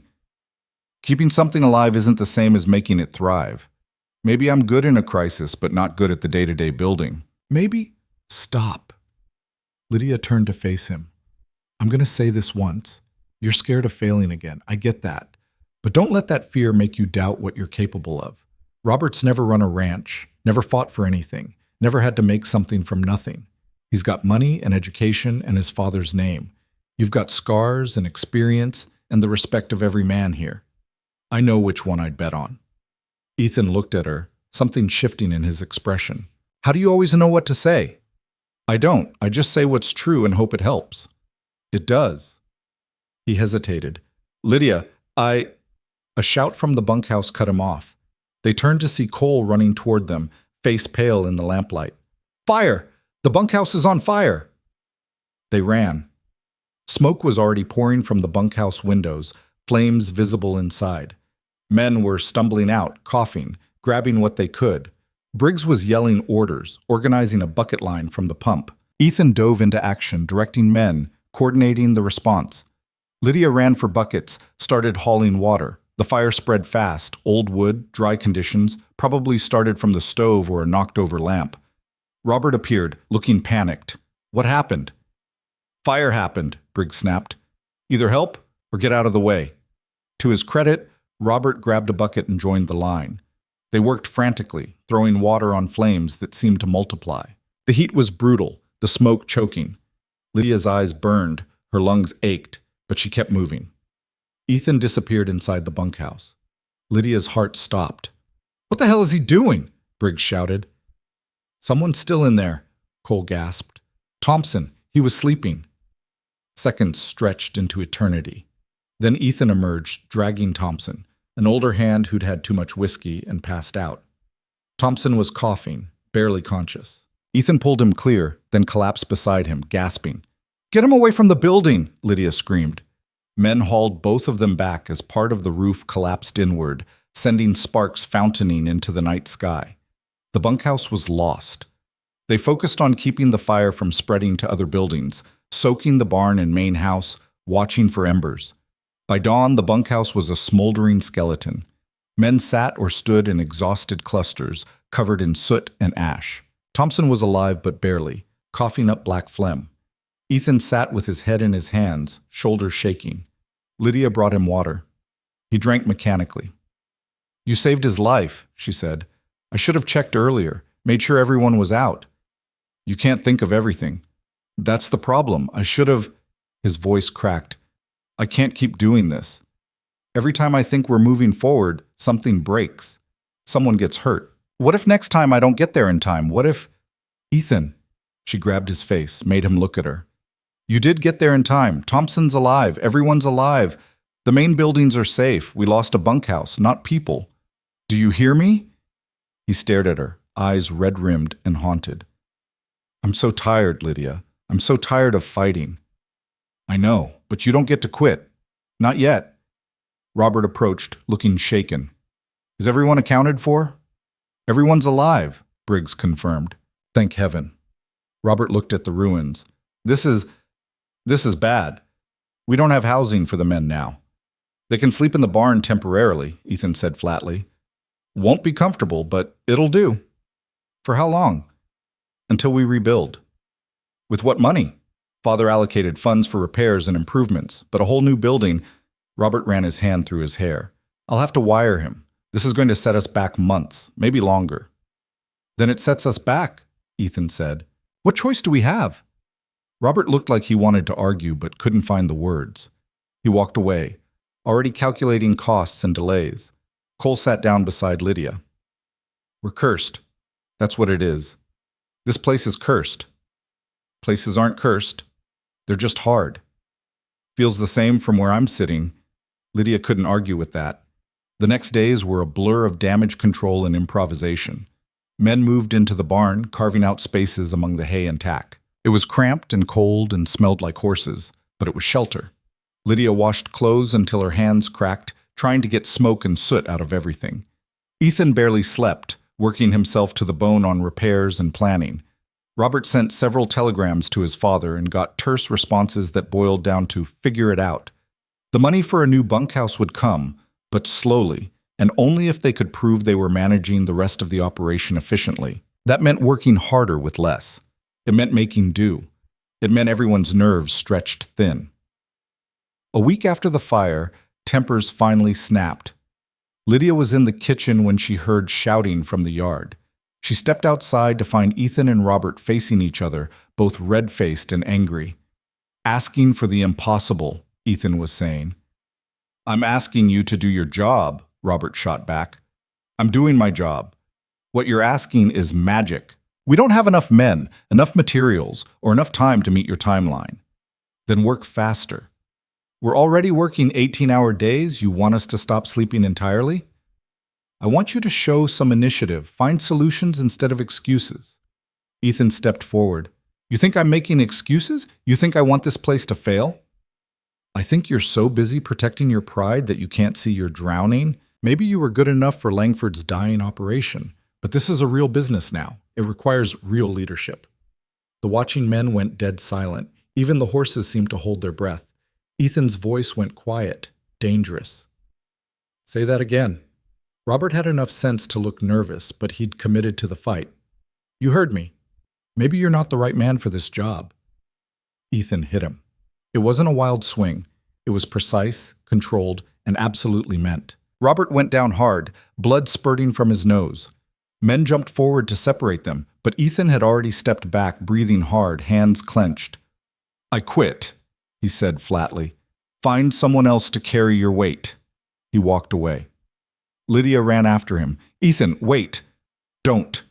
He kept walking, toward the barn, toward his horse. "I'm done. I can't. I'm done." "You can't just leave." "Watch me." He started saddling his horse. Lydia grabbed the reins. "Listen to me. You're angry. You're exhausted. You're not thinking clearly." "I'm thinking clearer than I have in months. I've been killing myself for this place, and it's never enough. There's always another crisis, another fire, another person telling me I'm not good enough. I'm tired, Lydia. I'm tired of failing." "You're not failing." "Yes, I am. Look around. The bunkhouse is gone. Thompson nearly died. We're hemorrhaging money. Robert's right. I'm drowning, and I'm dragging everyone down with me." "That's not true, isn't it?" He looked at her, eyes raw. "Name one thing I've done right since Garrett bought this place. One thing that hasn't ended in disaster." "You kept us together. You kept us fighting." "For what? So we can limp along until the next catastrophe?" Lydia felt something crack open in her chest. "So that's it? You're just going to run? Like you ran from Garrett in Montana? Like you probably ran from Colorado?" His face went white. "You don't know what happened in Colorado. I know you blame yourself for something that wasn't your fault. I know you're carrying guilt that's eating you alive, and I know that running won't fix any of it. Maybe not, but staying will kill me. Then die standing up instead of on the road." They stared at each other, both breathing hard. Behind them, the ranch continued its broken rhythm. Men working, animals moving, life persisting despite everything. Finally, Ethan spoke, so quiet she almost missed it. "I don't know how to keep doing this. One day at a time. One problem at a time. That's all anyone can do." "What if that's not enough?" "Then it's not enough. But at least you'll know you tried." She stepped closer. "Ethan, I need you to hear this. You're not the man who failed in Colorado anymore. That person's gone. You're someone who built something here, who saved lives, who made people believe in a place that was dying. Robert's wrong. You're exactly the right man for this job. You're just too scared to believe it." His jaw worked. "And if I fail again?" "Then you fail, and we pick up the pieces and try again. That's what you do for places you love." "When did you get so wise?" "I'm not wise. I'm just stubborn." She held out her hand. "Stay. Please." He looked at her hand, then at her face. Something shifted in his expression. Surrender, maybe, or relief. He took her hand. "One more day," he said. "One more day." They walked back to the yard together. Robert was sitting on the ground, holding a cloth to his bleeding nose. Men stood around looking uncomfortable. When they saw Ethan, a few started to move forward, but Briggs waved them back. Ethan stopped in front of Robert. "I shouldn't have hit you." Robert lowered the cloth. "I shouldn't have said what I said." "No, you shouldn't have." Ethan extended his hand. "But you're not entirely wrong either. I have been drowning. I just didn't want to admit it." Robert stared at the offered hand, then took it. Ethan pulled him up. "I don't know how to run a ranch," Robert said, voice thick from the broken nose. "My father sent me here to learn, but all I've done is make things worse. I thought if I pushed hard enough, demanded enough, things would improve, but I was just making everyone miserable." "You were trying to prove yourself, I understand that. Still doesn't make it right." Robert wiped blood from his chin. "What do we do now?" "We figure it out together. You've got the money and the education. I've got the experience. Maybe between us we can actually make this work." Robert nodded slowly. "I'd like that." The tension in the yard released like a broken string. Men went back to work. The drama over, crisis averted. Lydia felt exhaustion crash over her like a wave. That night, after supper, she found herself standing on the porch again, looking at stars. Seemed like she spent half her life on this porch, processing the day's chaos. Ethan joined her, moving quietly. His knuckles were bruised and swollen. "Hand hurt?" she asked. "Worth it." Violence isn't the answer. Sometimes it's a pretty good question. She smiled despite herself. They stood in comfortable silence until Ethan spoke again. Thank you for stopping me from leaving. Thank you for listening. I meant what I said earlier about being tired, about not knowing how to keep doing this. I know. But you were right too. Running doesn't fix anything, just postpones the breaking. He looked at her. How do you stay so strong when everything keeps falling apart? I'm not strong. I'm just too stubborn to quit. There's a difference. I don't think there is. Lydia turned to face him fully. You want the truth? I stay because of you. Because watching you fight for this place made me want to fight for it too. Made me think maybe I could be part of something that mattered instead of just drifting through other people's lives. He stared at her, surprised. I didn't know that. Now you do. Something hung in the air between them, unspoken and fragile. Ethan opened his mouth, closed it, started again. Lydia, Fire! Cole's voice shattered the moment. The hay barn's on fire! They ran. Again. The hay barn, what was left of it from the first fire, was burning. Smaller this time, more contained, but still terrifying. Men scrambled with buckets and blankets, beating at flames. But this time felt different. This time, Lydia saw it clearly. Saw Cole running from the barn right before the fire started. Saw the way he looked guilty instead of scared. She grabbed his arm as he ran past. What did you do? Nothing. I didn't. Don't lie to me. His face crumbled. I was smoking, just having a cigarette. I thought I put it out, but I must have. Tears started. I'm sorry. I'm so sorry. Lydia pulled him close, held him while he sobbed. Around them, men fought the fire. It was smaller this time, more manageable. They'd catch it. But the damage, to the barn, to trust, to Cole's conscience, that would take longer to repair. Ethan appeared, covered in soot. We've got it under control. No one hurt. He looked at Cole, understood immediately. Accident? Cole nodded miserably. All right, accidents happen. We'll deal with it. He looked at Lydia. Get him inside. Make sure he's okay. She led Cole to the kitchen, sat him down, made tea he didn't drink. He cried for a while, then just sat there, staring at nothing. I keep ruining everything, he said finally. You made a mistake. That's not the same as ruining everything. I could have killed someone, burned down what's left of the place. But you didn't. And now you'll be more careful. That's how we learn. How do you not hate me? Lydia thought about that. Because hating you doesn't fix anything. And because I've made plenty of mistakes myself. We all have. She poured more tea. The question isn't whether you make mistakes. It's whether you learn from them and do better. Cole looked up, red-eyed and young. You really believe that? I have to. Otherwise, what's the point? Over the next week, something shifted in the ranch's rhythm. Men worked together instead of separately. Robert started asking questions instead of giving orders, learning from Ethan instead of trying to replace him. The burned hay barn got cleared, foundations laid for a new bunkhouse. Progress, slow and hard-won, but real. Lydia watched it happen and felt something unfamiliar bloom in her chest. Hope, maybe. The dangerous kind that makes you believe things might actually work out. She should have known better. The letter arrived on a Tuesday, brought by a postal rider who'd come up from the territorial office. It was addressed to Garrett, but Robert opened it since his father was back in Montana. Lydia was serving lunch when Robert came into the kitchen, face pale, hands shaking. We have a problem, he said. A big one. Ethan looked up from his plate. What kind of problem? The kind that might cost us everything. He put the letter on the table. It was from a territorial land surveyor. Apparently there was a dispute about the ranch's boundaries, a claim that part of the land actually belonged to an adjacent property, a property that had recently been purchased by Western Territory Development Company, Thornton's company. They wanted a third of the ranch, including the water rights. Without water, the ranch was worthless. Lydia felt the ground shift beneath her feet. After everything they'd survived, everything they'd fought for, it might all be taken away by lawyers and paper and claims she didn't understand. Ethan read the letter twice, face expressionless. Then he set it down carefully, like it might explode. When do they want an answer? He asked. 2 weeks. If we can't prove the boundaries they're contesting, the land gets reassessed. Garrett would have to either buy it back at their price, which is twice what he paid for the whole ranch, or forfeit it. Can we prove the boundaries? I don't know. We'd need the original deed, survey records, maybe testimony from people who've been here long enough to verify the markers.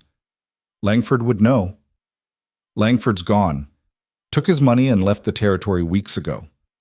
Silence fell heavy and suffocating. Lydia looked around at the men's faces, fear, anger, resignation settling in like old friends. So what do? Briggs asked quietly. Ethan stood, walked to the window, stared out at the land they'd bled for. We fight. We find every piece of paper, every record, every person who can testify to where these boundaries have been for the last 20 years. We make them prove their claim instead of us disproving it. And if that doesn't work, Robert asked. Ethan turned and Lydia saw something new in his eyes. Not hope, not fear, but determination forged from everything they'd survived. Then we make sure they know taking this land will cost them more than it's worth. They started digging the next morning, not into ground, but into history. Every scrap of paper in Langford's abandoned office got examined. Old receipts, water bills, tax records, anything that might prove where the ranch boundaries had stood for decades. Ethan worked through the night, eyes bloodshot, fingers stained with ink and dust. Lydia brought him coffee around 3 a.m. He was surrounded by papers, looking defeated. Found anything? She asked. Bills, lots of bills. Nothing that proves boundaries. He rubbed his face. Langford kept terrible records. Or maybe he never had proper documentation to begin with. There has to be something. Maybe there isn't.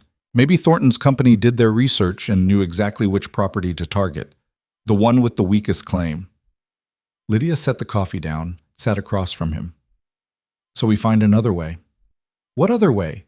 We've got 12 days until they want an answer. Robert's wired his father, but Garrett's 3 days away, even riding hard. By the time he gets here, half our time's gone. Then we don't wait for Garrett. We handle it ourselves. Ethan looked at her. How? I don't know yet, but giving up isn't an option. She picked up one of the papers, a water bill from 8 years ago. Who signed this? Langford. No, I mean, who witnessed it? Look, there's a second signature at the bottom. Ethan leaned forward, squinting at the faded ink. Samuel Birch. I don't know who that is. Maybe someone local, someone who's been here long enough to know where the boundaries actually are. It's a long shot. We're living on long shots. What's one more? By dawn, they had a list of names pulled from old documents. People who'd witnessed transactions, delivered supplies, worked on the ranch years before. Most were probably gone or dead, but it was something. Briggs took the list into town that morning, asking around. He came back at dusk with disappointing news. Half these people are dead. The others moved away years ago. There's one, Samuel Birch, still lives about 10 miles north. But the man at the general store said he's mean as a snake and won't talk to anyone. We have to try, Ethan said. They rode out the next morning, Ethan and Lydia together. The ride gave them time to think, to process what losing a third of the ranch would mean. Not just the land itself, but what it represented. Proof that they couldn't hold on to anything, that everything they built would eventually crumble. You're quiet, Lydia observed, thinking about what happens if this doesn't work. We'll find another way. Will we? Because it feels like we're running out of ways, running out of time. Then we make the time we have count. Birch's place was a small homestead, barely more than a shack with a lean-to barn. The old man was outside splitting wood, moving with the careful precision of someone whose body hurt but refused to admit it. He stopped when he saw them approach, setting down the axe and reaching for a rifle propped against the woodpile. Whatever you're selling, I ain't buying, he called out. Ethan raised his hand, showing he was unarmed. We're not selling anything. Just want to talk. Don't want to talk. 5 minutes. That's all we're asking. Birch spat. I know who you are. You're from that ranch, the one Langford ran into the ground before selling out. That's right. But it's under new ownership now. We're trying to keep it running. Not my problem. Lydia dismounted before Ethan could stop her, walking forward despite the rifle. Mr. Birch, I'm Lydia Cross. I understand you don't know us and have no reason to help. But we're asking anyway. 20 years ago, you witnessed a water agreement. We need to know what you remember about the boundaries. Already told that other fellow who came asking. I'm not getting involved. That was different. Wait, what other fellow? Birch lowered the rifle slightly. Fancy man. Came by 2 weeks ago. Said he represented some company. Wanted to know about old surveys, boundary markers. Offered me money to forget what I knew. Lydia and Ethan exchanged glances. What did you tell him? Told him to get off my property. I don't take bribes. Birch studied them. But I don't testify in court either. I'm too old for that nonsense. We're not asking you to testify, Ethan said. Just tell us what you remember, please. Birch was quiet for a long moment, weighing them. Finally, he set the rifle down. All right, come inside. My back can't take standing around gabbing. The interior of the shack was sparse but clean. Birch made weak coffee and sat heavily in a worn chair. 23 years ago, I surveyed half this territory. Helped establish most of the original claims, including that ranch of yours. The boundaries were clear. 3 red rocks to the north, marking the property line. Creek Bend to the east. Burnt Oak to the south. The oak's gone now, Ethan said. I imagine so. But it was there when the claim was filed. Biggest oak for 50 miles. Birch sipped his coffee. The company man who came asking, he knew about these markers, knew exactly what he was looking for. That's how I knew he was trying to muddy things up. Would you be willing to write that down, sign it? Writing it down's one thing. Standing up in territorial court's another. I'm 83 years old. I got no interest in making enemies of people with money and lawyers. Lydia leaned forward. What if you didn't have to go to court? What if we just needed your written testimony as leverage? Leverage for what? To show Thornton's company that we're not as weak as they think, that we have proof they're making a false claim. Birch thought about that. You really think they'd back down just from a piece of paper? If the paper's strong enough, combined with everything else we can dig up. What else have you got? Honestly, not much, but we're working on it. Birch laughed, short and sharp. You got sand, I'll give you that. All right, I'll write what I remember, but I'm not putting my name on it unless you promise it stays out of court. We promise, Ethan said. Birch found paper and pen, his handwriting shaky but legible. He detailed the original survey, the markers, the boundaries as they'd been established. When he finished, he looked at what he'd written.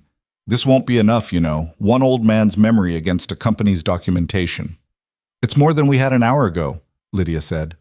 They rode back to the ranch with Birch's testimony folded carefully in Ethan's saddlebag. It wasn't much, but it was something, a foundation to build on. Over the next 3 days, they worked frantically. Robert combed through territorial records, finding references to the original survey. Cole and Masterson rode to neighboring ranches, asking if anyone remembered the old boundary markers. Briggs tracked down a former hand who'd worked the ranch 15 years ago and convinced him to write down what he remembered. Piece by piece, they assembled a case. Not perfect, not ironclad, but better than nothing. Garrett arrived on the 4th day, riding hard with 2 lawyers in tow. He looked older than when he'd left, the journey having cost him, but his eyes were sharp, taking in everything. Show me what you've got, he said. They laid it out in the kitchen, Birch's testimony, the territorial records, statements from neighbors and former workers. The lawyers, both grave-faced men named Pierce and Whitmore, examined everything with professional skepticism. Pierce spoke first. It's not as weak as I feared, but it's not strong either. The territorial office will consider all this, but Western Territory has filed extensive documentation.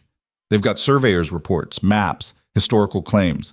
Without the original deed or multiple witnesses willing to testify in person, they have the stronger case. So we lose, Ethan said flatly. Not necessarily, but you'd need something significant, undeniable proof. Or, Pierce hesitated. Or what? Or you'd need to make them withdraw the claim voluntarily.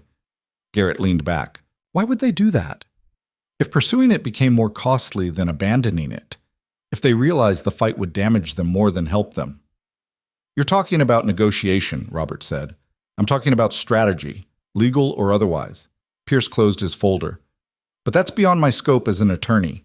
I can fight this in court, and I'll do my best. But I can't promise victory. After the lawyers left to rest, the core group remained. Garrett, Ethan, Robert, Lydia, and Briggs. They sat in heavy silence, processing defeat that hadn't happened yet but felt inevitable. There has to be another way, Lydia said finally. What way? Robert's voice was sharp with frustration. We've exhausted every legal option. Then we go beyond legal. You mean illegal? I mean practical. Lydia stood, pacing. Thornton's company wants this land for mining. That takes money, investment, stability. What happens when investors learn this territory is dangerous? That people die here? Ethan caught on first. The raiders. Exactly. The raiders hit Hutchins. They tried to hit us. They're still out there, still a threat. Ranchers can defend themselves because we know the land, know how to fight. But a mining operation? Expensive equipment? Workers who don't know the territory? You want to use the raiders as leverage, Garrett said slowly. Tell Thornton that taking this land makes him a target. I want to tell him the truth, that this territory takes certain skills to survive, skills his company doesn't have, and that if he takes our water, weakens our ability to defend the region, his operations will suffer. Pierce, who'd returned for a forgotten document, cleared his throat. That's very close to extortion. It's not extortion to state facts. We're not threatening to cause harm. We're explaining harm that already exists. The distinction may not matter in court. Then we don't let it get to court. We make Thornton see reason before it goes that far. Garrett studied Lydia with new respect. You're proposing we offer a partnership, protection services in exchange for withdrawing the claim. Essentially. That's actually brilliant. Robert looked stunned. They need what we have: knowledge, defense capability, local connections. We need what they have: capital, withdrawal of their claim. It's mutually beneficial. It's also incredibly risky, Pierce warned. If they refuse and use this conversation against you, then we're no worse off than we are now, Ethan interrupted. We're losing anyway. Might as well try. Garrett nodded slowly. Set up a meeting. Let's see if Thornton's as smart as he thinks he is. The meeting took 2 days to arrange. Thornton initially refused, saying there was nothing to discuss. But when Garrett mentioned mutually beneficial arrangements regarding territorial security, curiosity won out. They met at the same hotel where Thornton had first tried to rush the sale. This time, the dynamics were different. Thornton arrived with his lawyer and 2 associates who looked like hired muscle disguised as businessmen.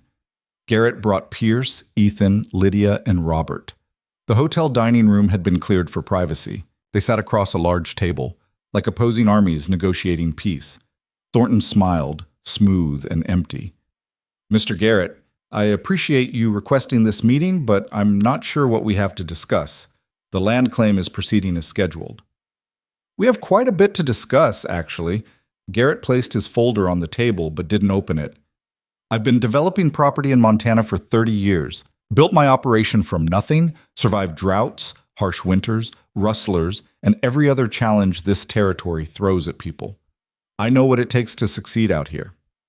I'm sure your experience is extensive, but my company has resources and expertise that your company has money and lawyers. That's not the same as understanding. Garrett leaned forward. Tell me, Mr. Thornton, are you aware of what happened at the Hutchins Ranch 3 months ago? Thornton's smile faltered. I've heard reports, a tragedy certainly, but 3 men killed, the ranch burned. Raiders took everything and disappeared into the territory before law enforcement could respond. Garrett paused. Are you aware those raiders are still active? That they've hit 5 other properties in the last 6 months? That's a law enforcement issue. Law enforcement is 3 days away. Might as well be 300 miles when men with guns are at your door. Garrett opened his folder, pulled out a map. This is the territory your company wants to develop. These marks show where raiders have struck. See the pattern? They're moving west, hitting isolated properties with valuable assets, like, say, a mining operation with expensive equipment. Thornton's associates shifted uncomfortably. The lawyer whispered something Lydia couldn't hear. We'll hire security, Thornton said, but his confidence was cracking. Professional security from back east? Men who don't know the land, don't know the threats? Ethan shook his head. They'll last maybe 2 weeks before they're dead or deserted. You're trying to frighten me. We're trying to educate you, Lydia said. There's a difference. Out here, survival isn't about money or resources. It's about knowledge and community. My people defended our ranch against 15 armed raiders. We did that because we know every inch of this property, because we've trained for it, because we fight for each other. Your security won't have any of that. Thornton was quiet, processing. His lawyer whispered more urgently. Finally, Thornton spoke. What exactly are you proposing? Partnership, Garrett said. You withdraw your land claim. In exchange, my ranch provides security for your mining operations. We patrol the territory, defend your equipment and workers, use our knowledge to keep everyone safe. You pay us for that service, fair market rate. Why would I trust you to protect my interests? Because we've protected our own interests successfully. Because we have more reason to keep this territory safe than any hired security. And because we're offering you a chance to develop without the risk of losing everything to raiders or territorial violence. Thornton considered this, calculations visible in his expression. And if I refuse? If I proceed with the land claim? Then you get your land and water rights, Ethan said. And when raiders hit, not if when, you'll lose more than you gained. Equipment destroyed, workers killed or fled, investors pulling funding when they realize this territory is more dangerous than you told them. You'll spend 5 times what we're asking just trying to clean up the mess. That sounds like a threat. It's a prediction based on experience. Ethan's voice was cold. We're not threatening anything. We're explaining what this land does to people who don't understand it. You can learn from our experience, or you can repeat everyone else's mistakes. Your choice. The room went silent except for the ticking of a wall clock. Thornton looked at his associates, his lawyer. Looked at the map with its marks showing where people had died. Looked at Garrett's calm certainty. I'll need time to consider this, Thornton said finally. You have until the deadline, 3 days. Garrett stood. After that, we'll see you in territorial court. And regardless of how that turns out, I'll make sure every potential investor in your company knows exactly how dangerous this territory is. Bad for business, wouldn't you say? Thornton's face went white. That's strategy. Same as what you've been doing with this land grab. Garrett picked up his folder. 3 days, mister. Thornton, choose wisely. They walked out, leaving Thornton and his people in stunned silence. Outside, Robert let out a breath he'd been holding. That was incredible. Absolutely incredible. That was risky, Pierce corrected. If he refuses and this becomes public, then we adapt, Garrett said. But I don't think he'll refuse. Did you see his face when I mentioned investors? He's more afraid of them than he is of us. They returned to the ranch to wait. 3 days felt like 3 years. Work continued, but everyone was distracted, jumping at every sound that might be a messenger. Lydia threw herself into cooking, making elaborate meals no one had appetite for. Ethan worked himself to exhaustion during the day, then lay awake at night staring at the ceiling. Even the usually steady Briggs paced like a caged animal. On the second day, Cole asked the question everyone was thinking. What do we do if Thornton says no? We fight in court, Ethan said. Give it everything we've got. And when we lose? We figure out how to survive without that third of the land. Maybe we can't. Maybe the ranch fails. But at least we tried. That's not very encouraging. No, it's not. That night, Lydia found Ethan in the burned remains of the hay barn, standing where he'd stood so many times before when processing crisis. You keep coming back here, she said. Reminds me of how close we've come to losing everything. How many times we should have failed, but didn't. And if we fail this time? He turned to face her. Then we start over somewhere else. Together. You'd leave? I'd leave with you. There's a difference. He took her hand. This ranch matters, but you matter more. If we lose this place but we have each other, we'll survive. Lydia squeezed his hand, throat tight. I don't want to lose this place. Neither do I. But I've learned something these past months. Home isn't just land, it's people. And wherever you are, that's home enough for me. They stood together in the ruins, holding on to each other, holding on to hope that was starting to feel like foolishness. The third day came. The deadline was noon. By 11 o'clock, no word had arrived. Everyone gathered in the yard, unable to work, unable to do anything but wait. 11:30, nothing. Quarter to noon, still nothing. At 5 minutes to noon, a rider appeared on the eastern horizon. Everyone stood, breath held, watching him approach. It felt like it took hours, though it was probably only minutes. The rider dismounted, handed a telegram to Robert. For Mr. Garrett. Robert's hands shook as he opened it. He read it once, twice, then looked up with an expression no one could read. "Well?" Briggs demanded. Robert's face broke into a smile. "They're withdrawing the claim. They want to negotiate terms for the security partnership." The yard erupted. Men shouted, embraced, celebrated like they'd won a war. Maybe they had. Garrett stood apart, satisfied but not surprised. Pierce looked relieved. Ethan sat down hard like his legs had given out. Lydia found herself crying, which was embarrassing, but she couldn't stop. They'd done it. Against every odd, despite every disaster, they'd actually done it. Cole grabbed her in a hug that lifted her off her feet. "We did it! Miss Lydia, we actually did it! Put me down, you fool," she laughed, but she hugged him back. Ethan stood, pulled her into his arms. "We won. We survived. Again. Maybe someday we'll do more than just survive. Maybe we already are." The celebration lasted into the night.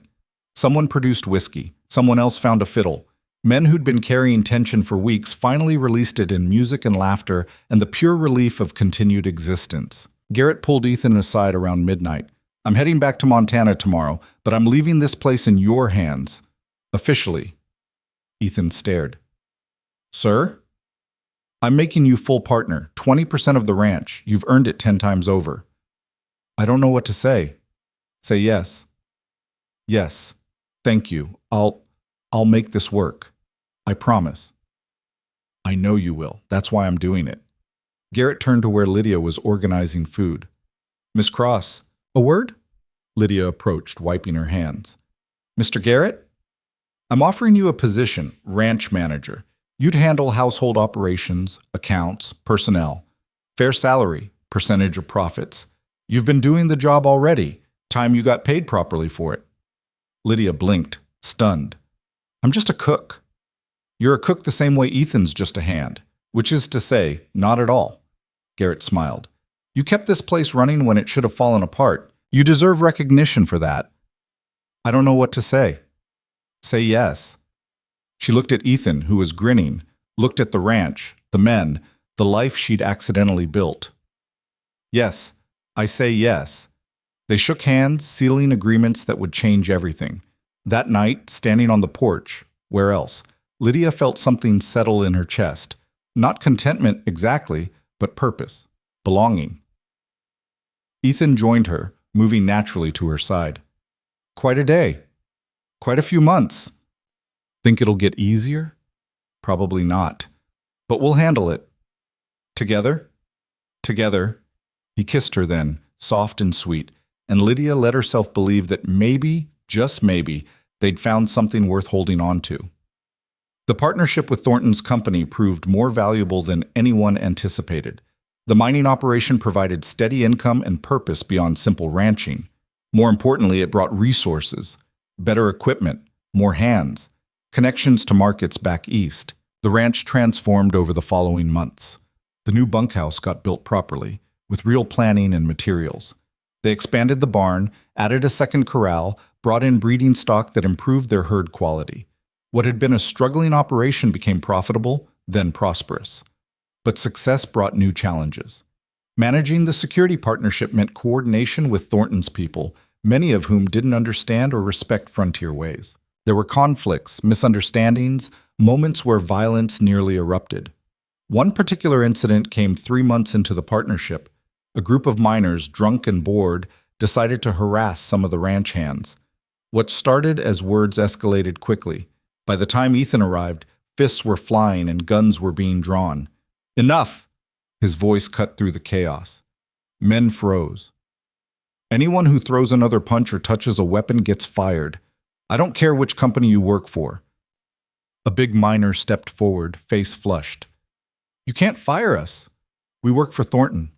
And Thornton has a contract with this ranch, a contract that includes behavioral standards. You want to test if I'm serious? Go ahead. But know that Thornton will back me up because that contract is worth more to him than any of you." The miner wavered, looked at his companions, backed down. The moment diffused, but slowly. Later, Thornton himself came to discuss the incident. He found Ethan mending fence, working out frustration through physical labor. "I heard about today," Thornton said. "Your men were out of line." "I agree. I've disciplined them, but Ethan—" He hesitated. I need to know this partnership will work, that you can handle the conflicts that will inevitably arise. I can handle them, but your people need to understand this isn't some company town back east. This is frontier territory. Respect matters. Competence matters. Money and position don't mean much when a man's incompetence can get people killed. I understand, and I'm trying to teach them. But it's difficult. They're used to different ways. Then teach them faster, or find people who already understand. Ethan set down his tools. This partnership only works if both sides respect what the other brings. Your money and resources mean nothing if your people can't survive here, and our knowledge means nothing if you don't trust us to lead. Thornton nodded slowly. You're right. I'll do better. And to his credit, he did. Over time, the two operations learned to work together. Miners learned frontier skills from ranch hands. Ranch hands learned new techniques from company engineers. It wasn't always smooth, but it was progress. Meanwhile, Lydia discovered that being ranch manager meant more than keeping books and organizing schedules. It meant mediating conflicts, making hiring decisions, representing the ranch in negotiations. It meant being a leader, something she'd never imagined for herself. One afternoon, a woman arrived looking for work. A widow named Sarah Thompson, whose husband had died in a mining accident. She had 2 young children and desperation in her eyes. I can cook, clean, sew. I'll do anything, please. I just need to feed my children. Lydia looked at this woman who could have been her years ago. We don't need another cook, but we do need someone to manage the household laundry and mending. It's hard work, long hours. Can you handle it? Yes, absolutely. Pay is fair, housing included. Your children can stay with you, but they'll need to help with age-appropriate chores. Sarah's eyes filled with tears. Thank you. Thank you so much. After she left, Robert approached Lydia. We didn't discuss hiring additional staff. We didn't need to. I'm the manager. It's my decision. But the cost will be offset by improved efficiency and morale. The men have been complaining about laundry service for months. Now it's handled. She met his eyes. Unless you want to override me. Robert backed down. No, you're right. I'm still learning to trust people to do their jobs. Yes, you are. He smiled ruefully. You don't pull punches, do you? Never saw the point. As winter approached, the ranch prepared for its first season under new management. They had resources now, proper supplies, enough hands to manage the increased workload. It should have been easier. But Ethan couldn't shake the feeling that something was waiting to go wrong. You're being paranoid, Lydia told him one evening. I've earned the right to be paranoid. No, you've earned the right to trust that we can handle problems when they come. Stop expecting disaster. What if disaster comes anyway? Then we'll deal with it, together, like we always do. The disaster came in the form of fire. Again, always fire. It started in the middle of a November night in the new bunkhouse. Someone's stove had been left burning too hot, embers escaping through a crack in the flue. By the time anyone noticed, flames were crawling up the walls. The alarm went up. Men scrambled, grabbing buckets, forming lines. But the bunkhouse burned faster than the old one. Newer wood, more resin, catching and spreading like it had been waiting for an excuse. Ethan organized the response with practiced efficiency, but Lydia could see the panic underneath. This was Colorado again in his mind. Another building burning, another chance to fail. Ethan, she called, focus, we need water from the north pump too. He snapped back to the present, redirecting men, coordinating efforts. They fought for hours, desperate to save at least part of the structure. But by dawn, the bunkhouse was gone. Again, men stood in the smoking ruins, exhausted and defeated. They'd survived raiders, legal battles, every challenge thrown at them. And now fire had taken them down anyway. Thompson, the older hand who'd nearly died in the first bunkhouse fire, sat on the ground, head in his hands. I must be cursed. 2 bunkhouses. Both times I'm there when they burn. It's not a curse, Briggs said, but without conviction. Just bad luck. How much bad luck can one place have? No one answered. Ethan stood apart, staring at the destruction. Lydia approached carefully. This isn't Colorado, she said quietly. Everyone got out. I checked twice. No one died. But you're thinking about it anyway, about all the ways it could have gone wrong. He didn't deny it. I keep waiting for the moment I'm not fast enough, smart enough, the moment someone dies because I missed something. You can't save everyone from everything. That's not how life works. Then what's the point of trying? The point is you do save people. You did save people. Everyone's alive. The main buildings are intact. We lost a bunkhouse, not lives. That's because of you. He looked at her, eyes red from smoke and exhaustion. I'm so tired, Lydia. Tired of fighting. Tired of barely holding things together. Then stop holding things together alone. That's why I'm here. Why Briggs is here. Why Robert is here. You've got a whole community now. Let them carry some of the weight. I don't know how. Learn, because we need you, and you're burning yourself out trying to be everything for everyone. It was the most honest conversation they'd had in months. Ethan nodded slowly, not quite believing, but wanting to. Garrett arrived 2 days later, having gotten word of the fire. He surveyed the damage with a grim expression.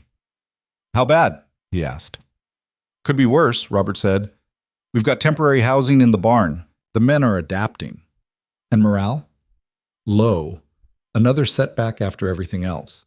People are starting to wonder if this place is worth the fight. Garrett looked at the assembled men, seeing their exhaustion and doubt. He climbed onto a wagon bed so everyone could see him. I know you're tired. I know this feels like the 100th crisis in as many days. And I know some of you are thinking about leaving, finding somewhere easier. He paused. I don't blame you. This land is brutal. It takes and never seems to give back. But let me tell you something. There is no easier place. Every ranch, every operation, every life in this territory is hard. The question isn't whether you'll face challenges. It's whether you'll face them alone or with people who've got your back. He let that sink in. You fought raiders together, survived storms together, held off lawyers and land grabbers together. You think any of that was possible alone? You think Ethan could have done it without Lydia or Briggs or any of you? He shook his head. This place stands because you made it stand, not because it was easy, because you refused to let it fall. That's worth something. That's worth everything. Men shifted, considering. Cole spoke up. But what about the bunkhouse? We can't keep living in the barn.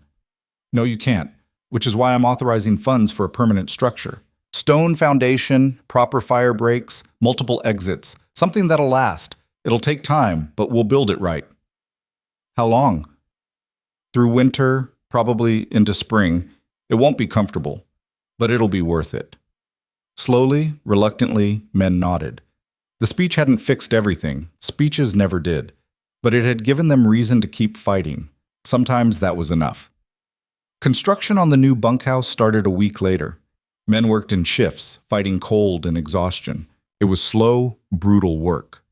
But gradually, stone by stone, the structure took shape. Lydia organized housing rotations, making sure everyone got time in the warmer barn spaces. She arranged for extra food, better coffee, small comforts that made the hard days bearable. Sarah Thompson proved invaluable, managing laundry and mending with quiet efficiency. Winter settled in hard. Snow piled deep, work slowed to a crawl. Men who'd been optimistic grew frustrated. Tempers flared over small things. One fight nearly turned deadly when 2 hands pulled knives over a disputed card game. Ethan broke it up, sent both men to separate corners like children. Next person who fights gets fired and banned from every operation in the territory. I'll make sure of it. We clear? The message spread. Fights stopped, but the tension remained. One particularly brutal night with wind howling and snow piling against buildings, Lydia found herself thinking about leaving. Just taking Ethan and riding south to somewhere warmer, easier, building a life that didn't involve constant crisis. She must have said something out loud because Ethan, sitting beside her, responded, You thinking about giving up? Thinking about it? Not doing it. There's a difference. I think about it too sometimes. Wonder what life would be like somewhere normal. Would you actually leave? He considered that. No, I don't think I could. This place, it's in my blood now. For better or worse, I'm tied to it. Me too, Lydia admitted. Even when I hate it, I can't imagine being anywhere else. That's love, I guess. The complicated kind. Love shouldn't be this complicated. Maybe. But it's what we've got. They sat in comfortable silence, listening to the storm rage outside. Safe, warm, together. Despite everything, Lydia felt something close to contentment. Spring came eventually, as it always did. The snow melted, work resumed, the new bunkhouse neared completion. The partnership with Thornton's company stabilized, finding a rhythm that worked for both sides. Men who'd threatened to leave decided to stay.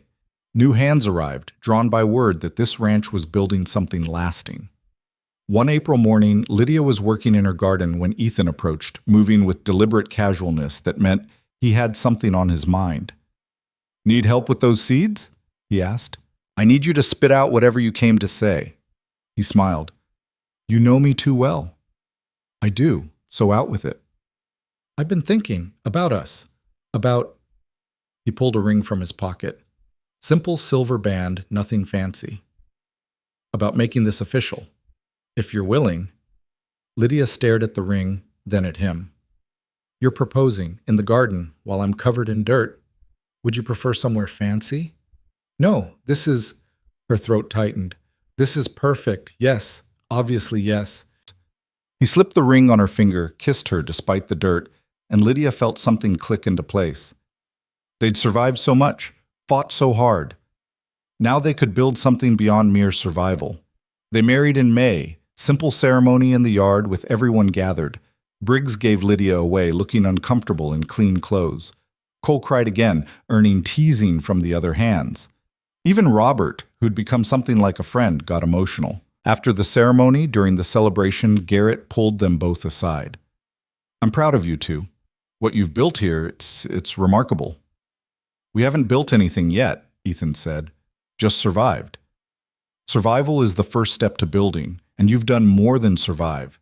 You've created community, purpose, something worth defending. He smiled. "That's all any of us can hope for." The celebration lasted into the night. Dancing, drinking, stories told and retold. Lydia found herself laughing more than she had in years, surrounded by people who'd become family. Later, standing on that familiar porch with Ethan beside her, she looked out at the ranch. The new bunkhouse stood solid and complete. The barn had fresh paint. Cattle grazed in healthy pastures. Everything they'd fought for, earned through blood and stubbornness and refusal to quit. "What are you thinking?" Ethan asked. "That I'm glad I came here. Glad I stayed. Glad I found you." Even with all the disasters, especially with the disasters, they proved what we're capable of. He pulled her close. "So what now?" "Now we keep building, keep fighting when we have to, keep living." "That simple?" "That simple." The years that followed proved that survival and thriving were different animals requiring different approaches. They faced new challenges: droughts, hard winters, market fluctuations, personnel conflicts. But each challenge felt more manageable than the last, not because they were easier, but because they'd learned how to face them. Lydia's role evolved beyond ranch manager. She became the heart of the operation, the person who kept everything connected and functioning. When Thornton's company faced setbacks, she negotiated new terms that benefited both sides. When neighboring ranches struggled, she organized cooperation and resource sharing. When new families arrived in the territory, she helped them settle, offering guidance from hard-won experience. Ethan grew into his role as partner, learning to delegate instead of carrying everything himself. He trained younger hands, passing on knowledge and skills. He expanded the operation carefully, taking calculated risks that paid off more often than not. And slowly, the haunted look that had defined him began to fade, replaced by quiet confidence. Robert eventually returned to Montana, replaced by his younger sister Elizabeth, who proved even more capable. She and Lydia formed a partnership that pushed the ranch into new ventures: selective breeding programs, improved irrigation, cooperative agreements with other operations. The ranch became known throughout the territory as the place that refused to die. People came from hundreds of miles away to learn their methods, understand their success. Ethan and Lydia hosted them all, sharing what they'd learned, never forgetting how close they'd come to losing everything. One evening, about 5 years after the wedding, they found themselves on that same porch. The ranch had evolved dramatically: more buildings, more people, more purpose. But the porch remained unchanged, their refuge from chaos. You ever miss the early days? Ethan asked. The constant crisis and near-death experiences? Not particularly. No, I mean the simplicity, when it was just survival. Lydia considered that. Sometimes, but I prefer this. Building instead of just holding on. Me too. He took her hand. Thank you. For what? For pushing me to try, for stopping me from running, for believing we could do this. We did do this, together. Together, he agreed. In the distance, laughter drifted from the bunkhouse. Someone was playing fiddle, life continuing, persistent and stubborn as the people who'd built it. Lydia thought about the journey that had brought her here. All the wrong turns and hard miles, the jobs she'd hated and places she'd fled. How strange that they'd all led to this moment, this place, this man. How impossible it had seemed that she'd ever find somewhere worth staying. What are you thinking? Ethan asked. That I'm home. Finally, actually home. Yes, you are. They stood together as stars emerged, as the ranch settled into evening rhythms, as everything they'd built breathed around them. Not perfect, nothing ever was, but real and earned and theirs. The Wyoming frontier stretched out forever, harsh and beautiful and unforgiving. But they'd claimed their piece of it, marked it with sweat and blood and determination. They'd held their ground when quitting would have been easier. They'd built community from broken people, purpose from desperation, home from wilderness. And in the end, that was enough. More than enough. That was everything.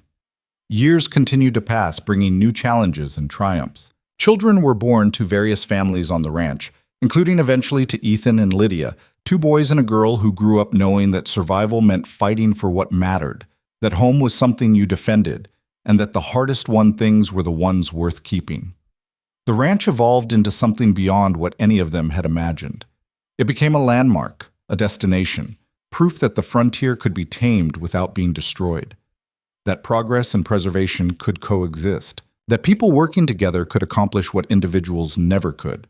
But on quiet evenings, when the work was done and the world settled into darkness, Ethan and Lydia would still find themselves on that porch, looking out at land they'd claimed not through ownership, but through refusing to let it go, through standing their ground when everything screamed at them to run.